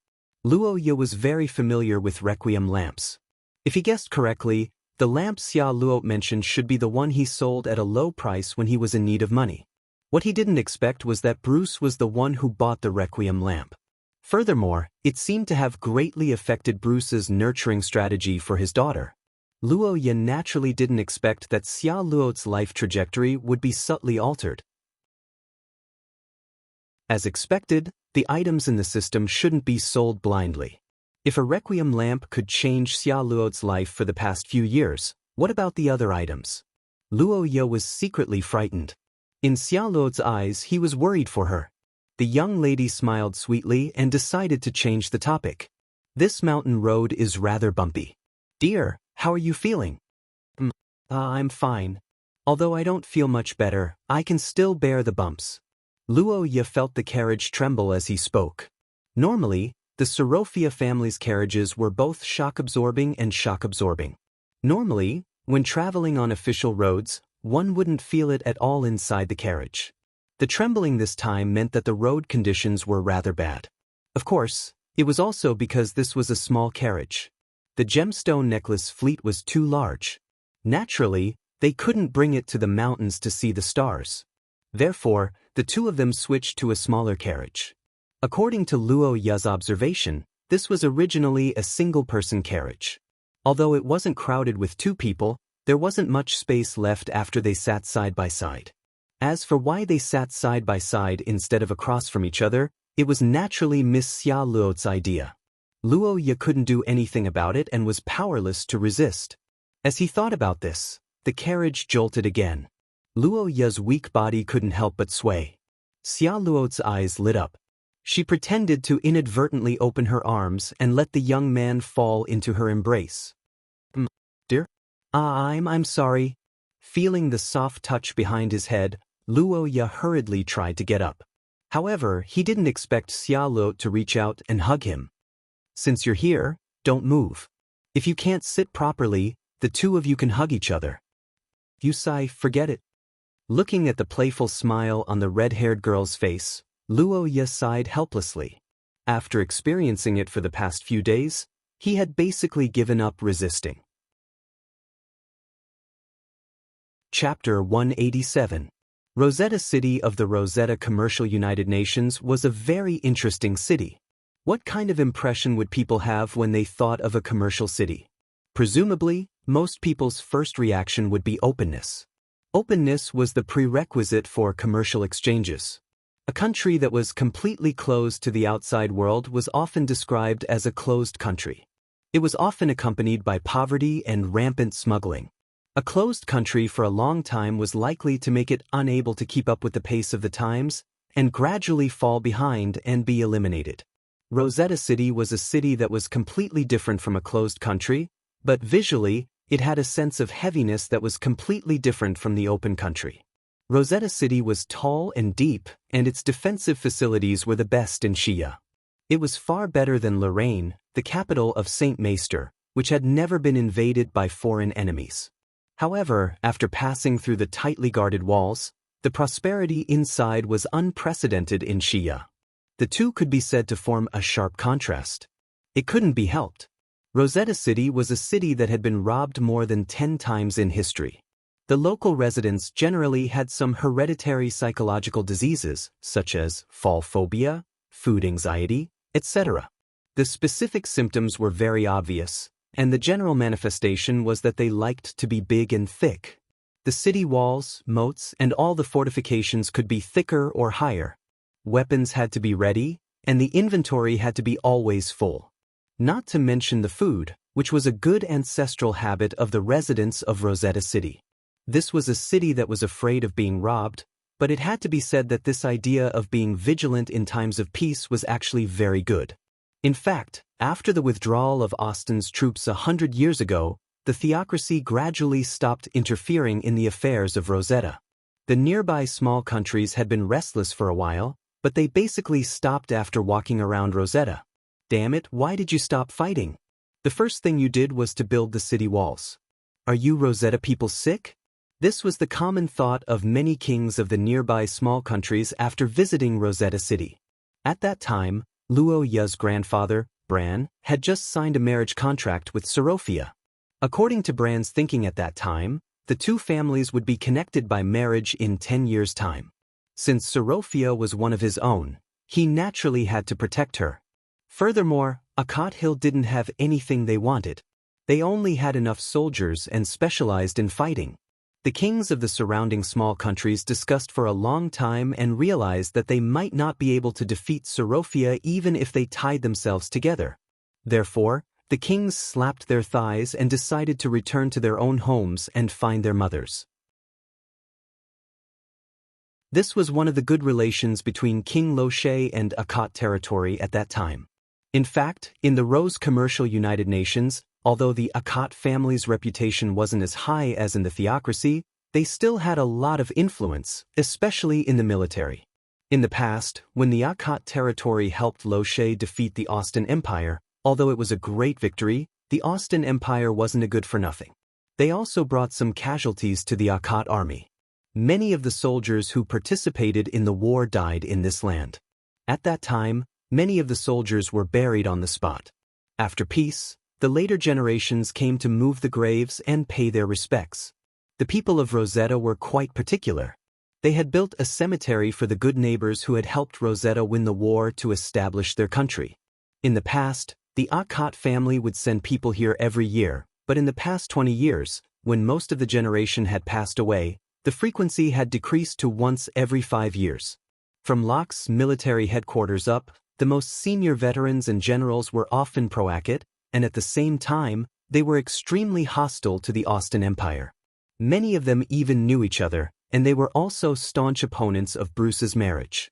A marriage with the Austin Empire, even if it was a stable ducal family in their eyes, was bowing to the invaders. It was an insult to their past achievements and trampling on Rosetta's ideals. In fact, Bruce's wife, Audalisa, was indeed a serious believer in the bloodline theory. At that time, this could be said to have caused an uproar among the senior officials of Rosetta. Many people were fiercely opposed. The attitude of the military towards this woman was imaginable. The pressure from all sides was one of the reasons why Audalisa returned to her country. However, although the disgusting descendant of the invaders left, it didn't mean that the matter was over. In fact, Adelisa's actions still left a bad effect in Rosetta, and that was the impact on Xiaolot. Although Xiaolot was a member of the Sorophia family, she was half Austin. This was a serious disadvantage in the eyes of some old guys. Not to mention, her mother was an idiot who was brainwashed by the bloodline theory. This family background was really weak as an heir. This was also the reason why Bruce wanted Xiaolot to solve a family problem. But now, Bruce knew that these were not needed anymore. In the conference room, looking at the golden soul that drew a golden trajectory in the air and manipulated freely like an extension of the spell, the Sorophia family master, Bruce, who was expressionless, blushed. He clenched his fists and his eyes widened. He was obviously very excited. This is the living gold of the kingdom of Sorophia recorded in the ancient books? It's amazing! I didn't expect there to be such a curse vessel in the world. Bruce was moved by the reappearance of the curse vessel that carried the glory of his ancestors. However, what he didn't expect was that this was just the beginning. What followed was a series of novel curses, the ultimate expansion of the bloodline ability, the balance of fate, the general design structure and piloting method of the golden battleship, etc. Xia Luo sent them one by one. Bruce went from excitement to surprise, and finally he was completely numb. It couldn't be helped. The things that Xia Luo presented were so shocking that Bruce couldn't react for a while. He could only ask his trusted scholar, Andrew, to quickly examine them. But in fact, even without the examination, Bruce knew that those lost supernatural curses and techniques were definitely not fake because every one of them could vaguely resonate with his bloodline. There was no doubt that Xia Luo had made a great contribution to the family this time. She had completely solved the dilemma of the House of Sorophia, which had been plaguing the family for hundreds of years. In terms of importance, it was far more important than the Fringe and Twin Horn Harbor. With these legacies, the House of Sorophia would be able to get rid of the predicament of relying on the supernatural families as their main fighting force within the next 10 years.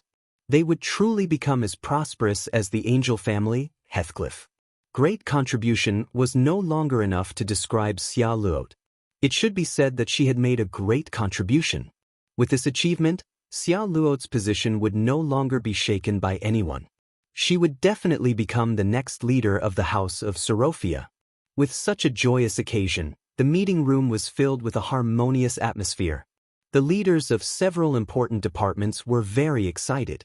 However, the military, the one who applied these techniques, the old man sitting next to Bruce, was rather uncomfortable. Eugene Sorophia, the oldest member of the Sorophia family, was an old man who had personally experienced the war to establish the House of Sorophia 100 years ago. He was currently the representative of the Eagle faction who hated Austin to the core. He believed that the two countries would go to war. Therefore, he didn't like his descendant who had Austin's bloodline, especially when she was a woman. The identity of a woman was an unstable factor for a ruler. What if she had a screw loose like her mother and believed in some bullshit bloodline theory and married into Austin with her country? Wouldn't that be a total loss? Xia Luo's background made this suspicious old man very unhappy. Therefore, even though this discovery made him blush with excitement, there was no smile on his face. "I can't believe you were able to discover the ruins of the kingdom of Sorophia all by yourself." "Well done," said Eugene in a flat tone. This was the greatest compliment he could give to Xia Luo.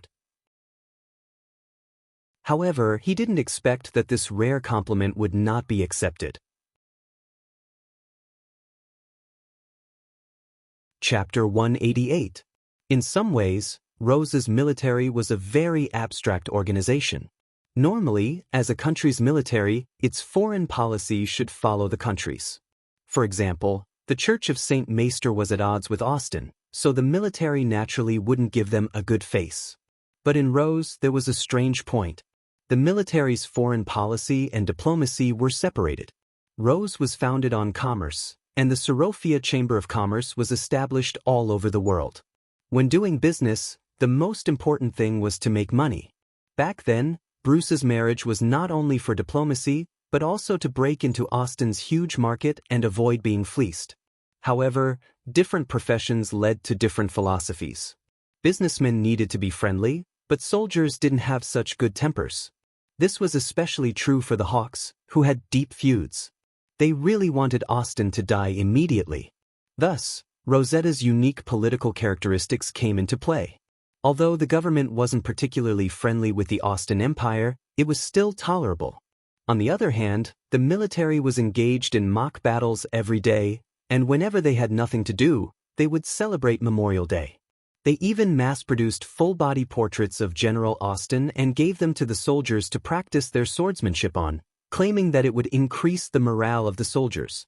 As for the successor, Xia Luo, the military, represented by Eugene, made a lot of sarcastic remarks. Xia Luo wasn't only disliked by his mother, but also disliked by the elders in Sorophia. However, this situation had now changed. Xia Luo was going to marry the only son of the Akkad family, and it wasn't a formal marriage. It was the kind that dared to steal people. According to Sorophia's origin substance, this situation was basically a dead end.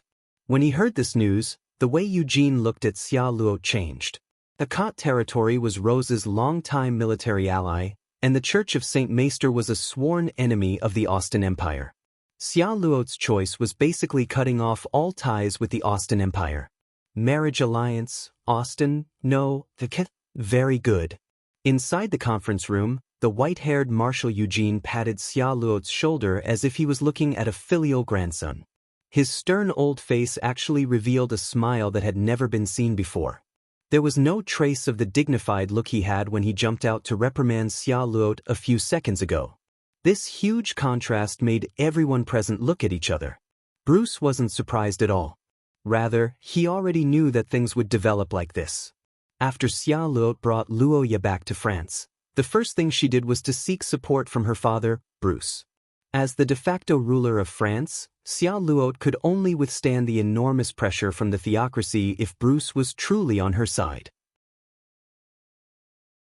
When he saw the reddish-haired girl lowering her head and pleading, Bruce had mixed feelings. Xia Luo was already 13 years old and she had matured very quickly due to the magic element in her body. She would be considered an adult at 14 years old. Although most nobles generally delayed marriage for 2 to 4 years, that didn't stop Xia Luo from choosing her sweetheart in advance. As a father, Bruce naturally couldn't bear to see his daughter fall in love with someone else. But when he recalled the life he had with Xia Luo over the years, Bruce could only sigh helplessly. It was true that Adelisa wasn't a qualified mother, but what about Bruce? Come to think of it, Bruce had spent very little time with Xia Luo over the past 10 years. He didn't show much warmth to her. Instead, he used to exert pressure on her. Xia Luo was also very independent. She had never asked Bruce for anything since she was a child. Even when the development of the fringe wasn't going well, she endured it. Today, however, was the first time his daughter had asked him for a favor. Was there a need to ask what he needed to do? At that moment, Bruce realized that he might indeed need to leave his limited time for the Empire. But that didn't stop him from fulfilling his responsibilities as a father. At the very least, he had to step in for his daughter's happiness at the most critical moment. Therefore, he called for this meeting to let the representatives of the various factions witness Xia Luo's great achievements and irreplaceable qualities. It had to be said that the meeting was a great success. With Xia Luo's achievements and the confirmation of her status as the successor, the various factions' attitudes towards Xia Luo had changed. They were more respectful and more amiable. After analyzing Luo Ye's incident in detail, they generally maintained a wait-and-see attitude. Of course, it was rare for the military to have a 180-degree change in attitude. Bruce didn't expect that Xia Luo's engagement would make these old fogies so happy. But thanks to this, Xia Luo's support had increased, and it was a very strong one at that. Regarding the engagement, everyone present agreed to keep it a secret for the time being. Eugene was rather dissatisfied with this. He believed that the engagement should be announced to the entire city and that it would be best if the engagement could be held tomorrow. As for what Akkad would do, Eugene was prepared to personally negotiate with him. Fortunately, Bruce didn't approve of such a radical idea. Now that Lo She had just received the inheritance of the Sophia dynasty's ancestors, there were still many things he needed to do. Therefore, he tried his best to minimize the impact of this meeting. In fact, Bruce's messenger was already on his way. After the meeting was over, everyone went back to work. The red-haired girl in the middle of the room looked around and heaved a sigh of relief. It seemed that Lo She's matter was settled for now. But that didn't mean that the crisis was over. Instead, it was the beginning of a series of tests. Next, there would be external interference. Thinking of the two girls, Xia Luo slowly clasped his hands. Luo Ye Akkad had always felt that his psychological quality was quite good, or rather, he felt that he was a very Buddhist person. Regardless of whether it was the fact that his future was bleak after transmigrating, or the fact that he was able to calmly deal with several life and death crises, it all proved that he had a big heart. Although he was occasionally a little flustered, it did not affect his actions. When he felt that he had to do something when he stepped onto the stage, his performance was basically extraordinary. However, even with such a firm heart, Luo Ye had to admit that he couldn't be Buddhist anymore. He had been kidnapped, how could he still be Buddhist? Looking at the unfamiliar ceiling for the umpteenth time, the black-haired boy had a rough understanding of his situation. It had been 5 minutes since he woke up. In these 5 minutes, Luo Ye carefully observed the surrounding situation and could basically confirm one thing. That was, this should be Lo Sha's or Xia Luo's home. To be more precise, this was her bedroom. The evidence was that the Milky Way on the ceiling was exactly the same as the one in the jewel necklace fleet, but it was more delicate, and the blessing was more effective and gentle. On the other hand, the faint golden light on the pillow also reminded Luo Ye. Chapter 189. While Rosetta City was bustling, Roha was doubting his life and praying silently in the mist bedroom. Thousands of miles away, Akate City was quite calm. But this calm was the happiness of ordinary people, but it was the misfortune of those who knew about it. Luo Ye Akate, the acting lord of the Akate family, the chief planner who led the people to become rich in the past few years, the only heir of the next generation, and the owner of many important titles, was now missing. To be honest, this was something that no one dared to write about in this era's story. Luo Ye was kidnapped by the young lady of the neighboring Luosu. This was a fact that the upper echelons of the Akate family were unwilling to and could not tell the people. Even if there were rumors in the border area, the Akate family would never admit it.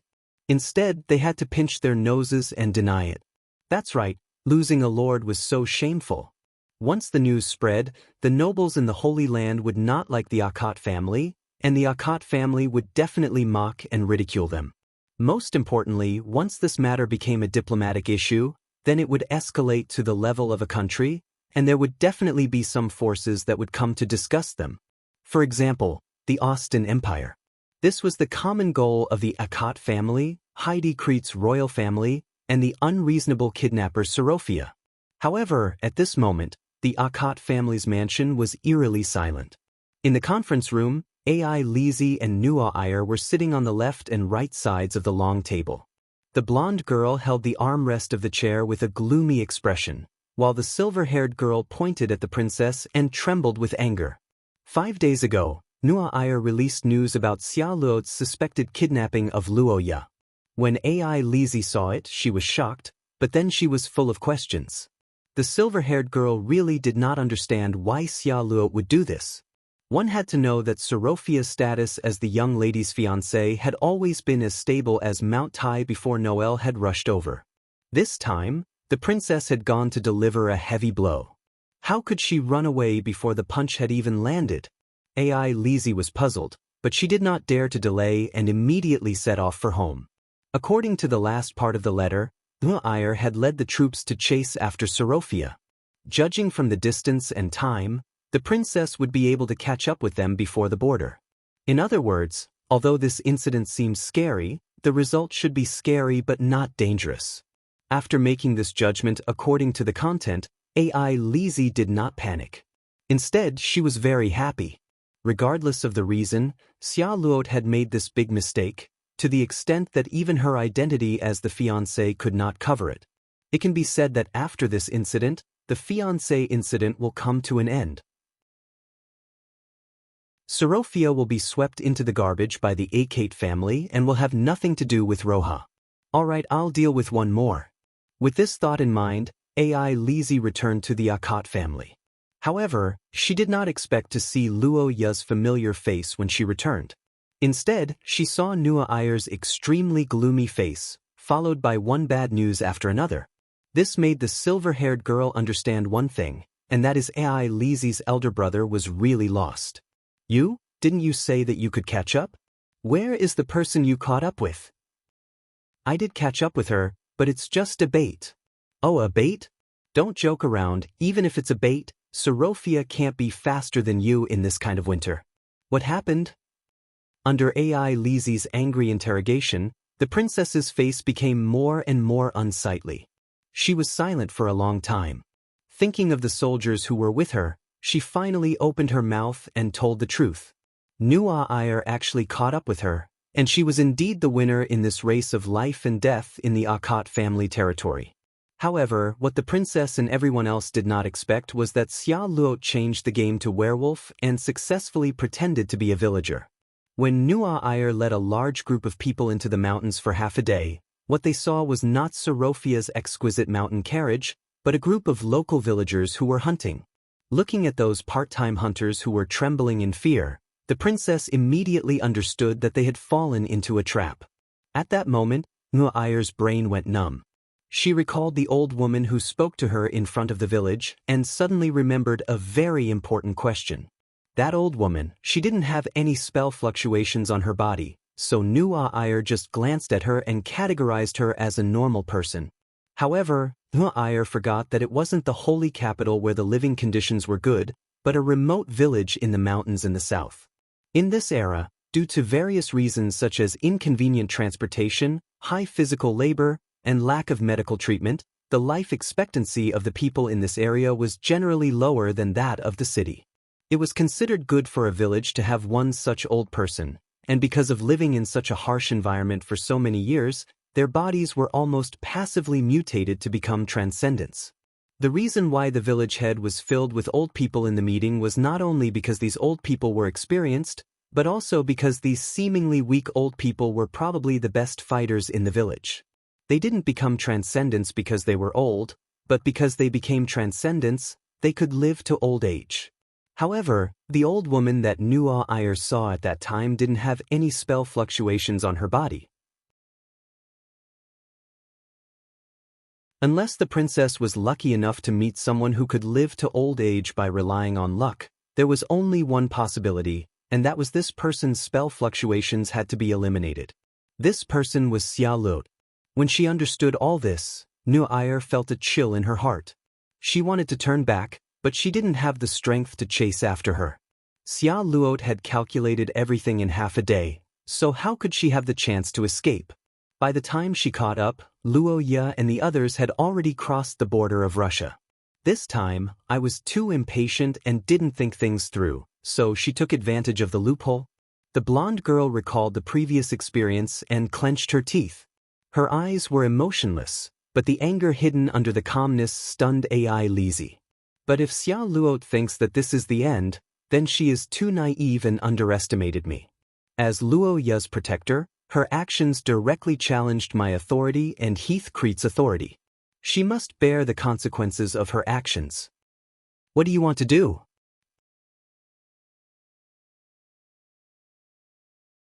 Chapter 190. Southwest of Rosetta City, in the vast Sorofia Manor, the sound of birds chirping in the morning came from outside the window. Xia Luo Sorofia stood by the window, puzzled. The refreshing sunlight shone on the girl's body, and her long brown-red hair was like a dancing flame. It had been 2 hours since she showed her harvest in the conference room. Xia Luo was worried about Luo Ye, so she naturally wouldn't stay in the joint council hall for long. She was rushing home because according to the situation of the curse, Luo Ye should wake up this morning. 3 days ago, since Xia Luo activated the curse to make Luo Ye faint on the mountain, the brown-red-haired girl had been in a state of anxiety. Using such a method to forcibly take Luo Ye away, not only was the reaction of the outside world a problem, but Luo Ye's own attitude was also a problem. In this world, although the ability and status of women were not lower than men because of magic and extraordinaries, the dignity of a ruler was still very important. And Luo Ye was a de facto ruler. Akate territory was vast, and its military strength and population were even far greater than that of a small country. Under the feudal system, it was completely like an independent small kingdom. As the acting feudal lord of such a young power, Luo Ye's self-esteem couldn't be more natural. Xia Luo used such a rude method to take Luo Ye away this time, so the backlash was likely to destroy the relationship between the two. Although she understood each other's character, the cautious girl still didn't dare to take risks. She could only seize the opportunity to make up for it, just like what she promised Luo Ye under the starry sky. House of 100 Birds, this was the name of the manor located in the southwest corner of Rosetta, covering a large area and even having a large garden. In the past, this place was used as the command center for street battles after the city was breached. There were troops stationed nearby all year round, but after 100 years of peace, they gradually withdrew their defenses. Now, it was the headquarters of the Sorofia family. However, there were only Bruce and Xia Luo in this house. Bruce had been busy with work all year round, so this house had almost become Xia Luo's single-person residence. The name of the 100 Birds Garden was derived from the hundreds of mutated bird-type creatures in this manner. At the very beginning, this place was used as a command post to communicate with the entire city. The archery skills and power of the soldiers of this world were aided by curses. Usually, ordinary messenger pigeons would be shot to death on the spot. As a last resort, Lo Shay could only purchase domesticated bird-type monsters. Not only did she have to increase the quantity, but she also had to consider the unique effects of various curses. Sorophia also tried her best to increase the variety of bird species. The war between Austin and Lo Shay lasted for a long time, so naturally, she bought more and more bird species. By 100 years ago, there were already hundreds of species. Then they all lost their jobs. Xia Luo's childhood could be said to have grown up in the company of servants and these birds. Therefore, the girl liked this place very much and hoped that her lover would like it as well. Also, from the perspective of recuperation, it was good for the body and mind to see animals often. But what made Xia Luo puzzled was that Luo Ye's situation was different from what she had imagined. "My dear, are you still not awake?" Hearing the words of the servants outside the door, the red-haired girl quickly walked into the room and came to the luxuriously decorated bed. This bedroom was Xia Luo's absolute private domain. Until now, no man had ever entered. Even the servants had to wait for orders or use curses to communicate outside the room. The only one who had the authority to knock on the door was Gu Lacey. But now, there was an intruder in this private domain. Xia Luo looked down at the sleeping black-haired boy. Her expression was gentle but also a little worried. Why can't he wake up? Was it a mistake in controlling the curse power? Or is it because Luo Ye's body is weak? The young mistress frowned in confusion. Just as she was about to take a closer look, she suddenly realized that the small bottle beside Luo Ye's pillow was a little out of place. It was a stabilizer that contained the golden soul that Xia Luo had temporarily refined. She had set aside a portion of her curse power to stabilize Luo Ye's body when she wasn't around. But now, the placement of this small bottle was a little different from what she remembered. I remember that I placed it vertically, right? It's actually horizontally. This is... Looking at the glowing bottle, the red-haired girl couldn't help but smile. She didn't make a sound and just quietly approached. Then, she reached out and gently pinched the nose of the sleeping boy. As the saying goes, no one can wake up a person who is pretending to be asleep. Xia Luo agreed with this saying. But people can't, but the air has no obstruction or effect. 5 seconds passed, 10 seconds passed. When Xia Luo counted to 15 in her heart, the sleeping black-haired boy suddenly opened his eyes quietly. His golden pupils met the girl's emerald eyes.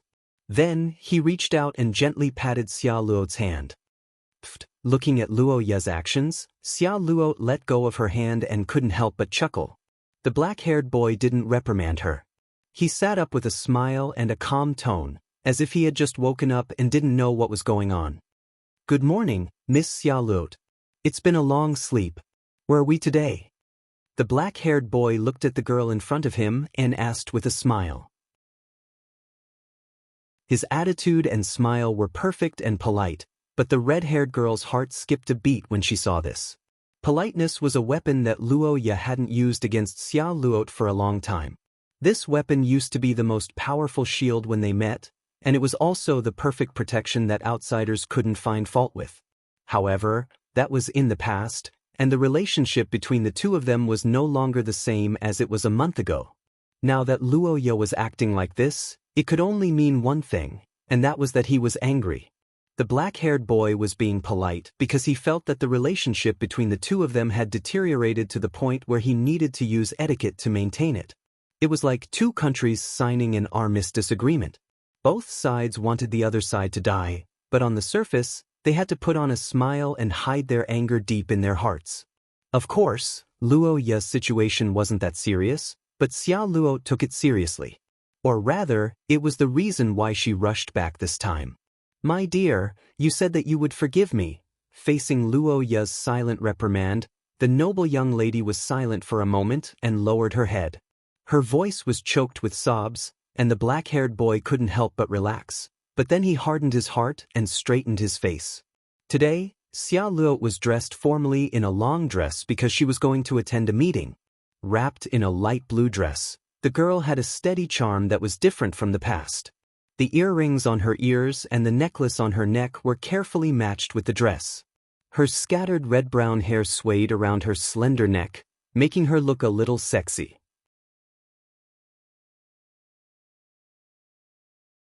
Chapter 191. Luo Ye was a tolerant person. This was the definition he gave to himself recently. In Xia's world, which was full of extraordinary powers and grotesque, there were too many things that were different from Luo Ye's previous world. The power of money was actually limited, but there were also some things that were the same in this world. For example, Luo Ye was poor. When the black-haired young man saw the golden mountain shining under the sun in the early morning, the desire for wealth from 2 lifetimes was like a flood that broke through the dam.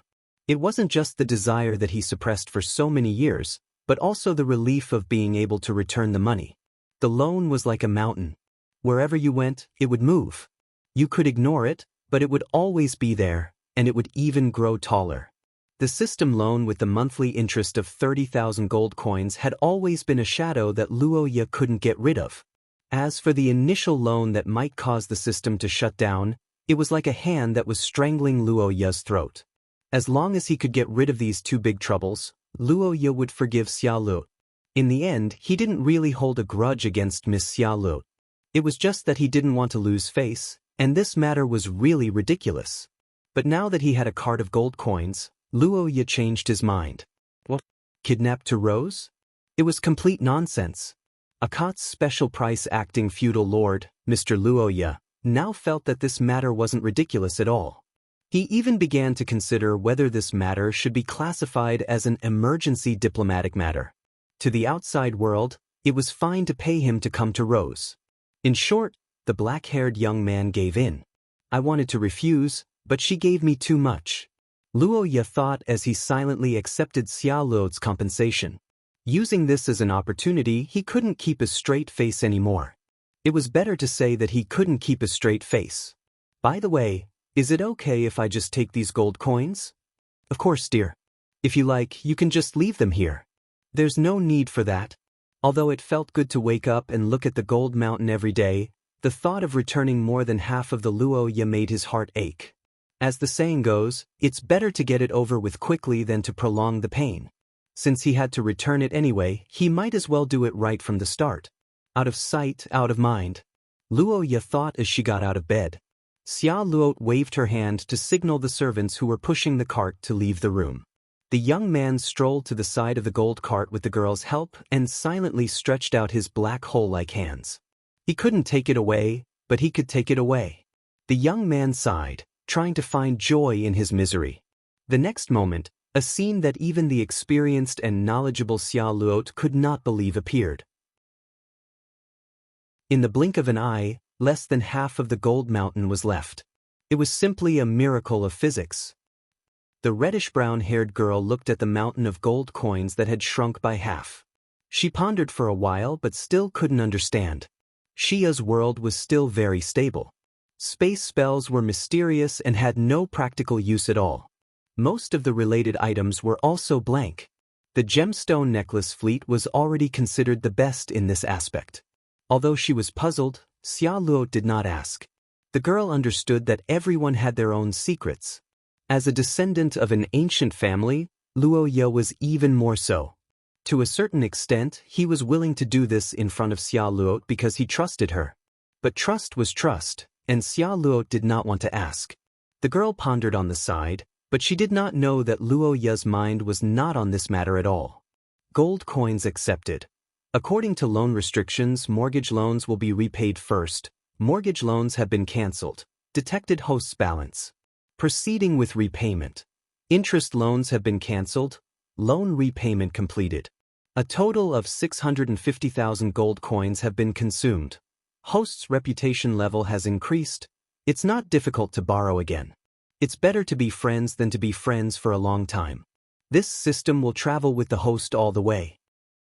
After reading the large number of notifications that popped up in the system after the repayment of the gold coins, Luo Ye's eyebrows twitched. It took him a long time to suppress the overwhelming feeling in his heart. What's wrong? You fucking loan shark, and now you're expressing your feelings? If it weren't for Xia Luo, how would I repay you the interest of 30,000 gold coins a month? Luo Ye, who was supported by the girl, could not openly complain. He could only sit by the bed and gasp for breath. He looked at the mountain of gold that had shrunk by more than half. But soon, the young man defeated his selfish desires and thought things through. Chapter 192. How long has it been since the system was active? This was a question worth pondering over for Luo Ye. Why did Luo Ye always tease him that his system was a French system? Not only because the system gave off a sense of surrender, but it was also because of the laziness of a French aristocrat. That's right, as a passive system, it would only react when something obvious happened in Luo Ye's life. The last time it appeared was when Luo Ye returned from the holy capital 200 years ago. After that, the young man's life fell into a peaceful state. Every day, he would stay at home to study and build infrastructure. Luo Ye's system didn't have any activity after that. After returning from the sea, Luo Ye thought that there would be an event waiting for him. However, the system stood him up. From then on, he suspected that it was because of the loan problem. Until today, his guess was confirmed. Ding. Loan repayment complete detected. Event system restarted. 10%, 20%, 30%. Activation complete. Opening new event. Debt crisis memorial event. Courage and wisdom are the keys to overcoming difficulties.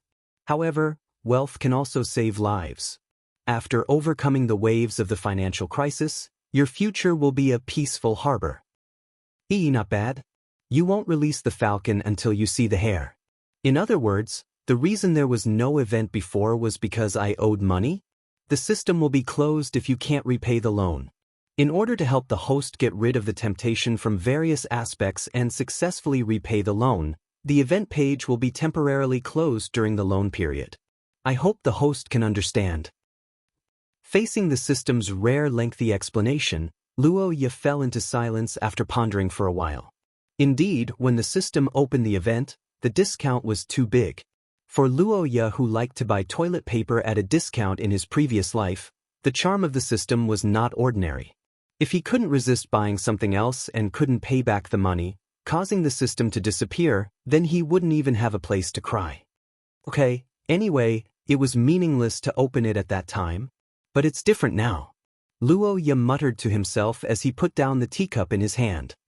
He looked at the bright sunshine outside the window and stretched himself. It had been an hour since Xia Luo's golden gift mountain in the morning. The brown-haired girl did not dare to delay any longer after checking Luo Ye's condition. After Xia Luo's observation, the curse power in the small golden bottle placed beside Luo Ye last night was almost exhausted. It proved that this simple curse vessel was activated at least once at night. In fact, because of rushing through the night, Xia Luo did not sleep last night and left Luo Ye for about 3 hours. There was an outbreak every 3 hours. This frequency made Xia Luo's face gloomy when the young man was not looking. After thinking about it again and again, she could only postpone the desire to take Luo Ye to relax. She focused on his condition and immediately began to produce more golden souls. During the time when Xia Luo left Luo Ye, the young man did not stay idle. After washing up and burning incense, he drank morning tea with the help of the servants and directed a cart of gold coins to be placed in front of the open balcony. When the golden sunlight shone into the room in the morning, the scene of birds falling from the glittering golden mountain and playing back and forth was deeply imprinted in Luo Ye's mind. It was an illusion of his previous life's wish coming true. It was a kind of satisfaction of financial freedom. Elegant, leisurely, overlooking the world. In this comfortable and peaceful morning, Master Luo's narcissism continued like this, until these birds began to fly away with the gold coins in their mouths. When he saw the battle pigeons in Sorofia's 100-bird garden taking away 2 gold coins, Luo Ye's face went blank. After that, he no longer had the mood to leisurely enjoy the scenery. What's going on? I was robbed by the birds? Forget about the people, even Sorofia's birds dared to rob me? Luoya, who was inexplicably beaten up, was filled with anger. The chirping of the birds immediately attracted the attention of the nearby servants. In a moment, the butlers, servants, and guards rushed to disperse the flock of birds and fought with the battle pigeons. The entire battle lasted for less than 10 minutes. After that, several people immediately apologized to Luoya, who lost his property and promised to recover it. Forget it, it's just a few gold coins. If you don't want it, then don't. Looking at the anxious face of the butler with sweat on his forehead, Luoya thought for a moment and decided to shake his head and forget about this matter. Some birds like to collect things that glowed. This was their nature and not the responsibility of the servants.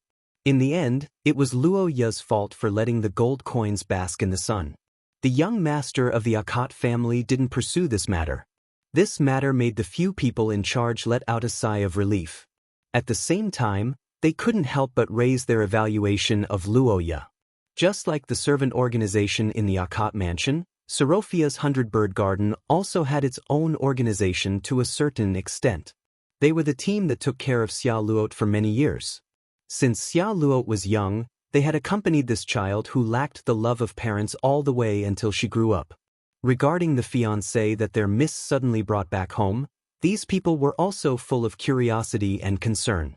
Without a doubt, through this small matter, Luoya left a very good impression on the servants of the 100-bird garden. The identity of the young master of the Akat family, handsome appearance, gentle temperament, and tolerant attitude. With such a combination of skills, even the servants of the Sorofia family who were used to seeing young talents gave a unanimous praise. The only flaw was that this young master Luoya's body seemed to be a bit weak.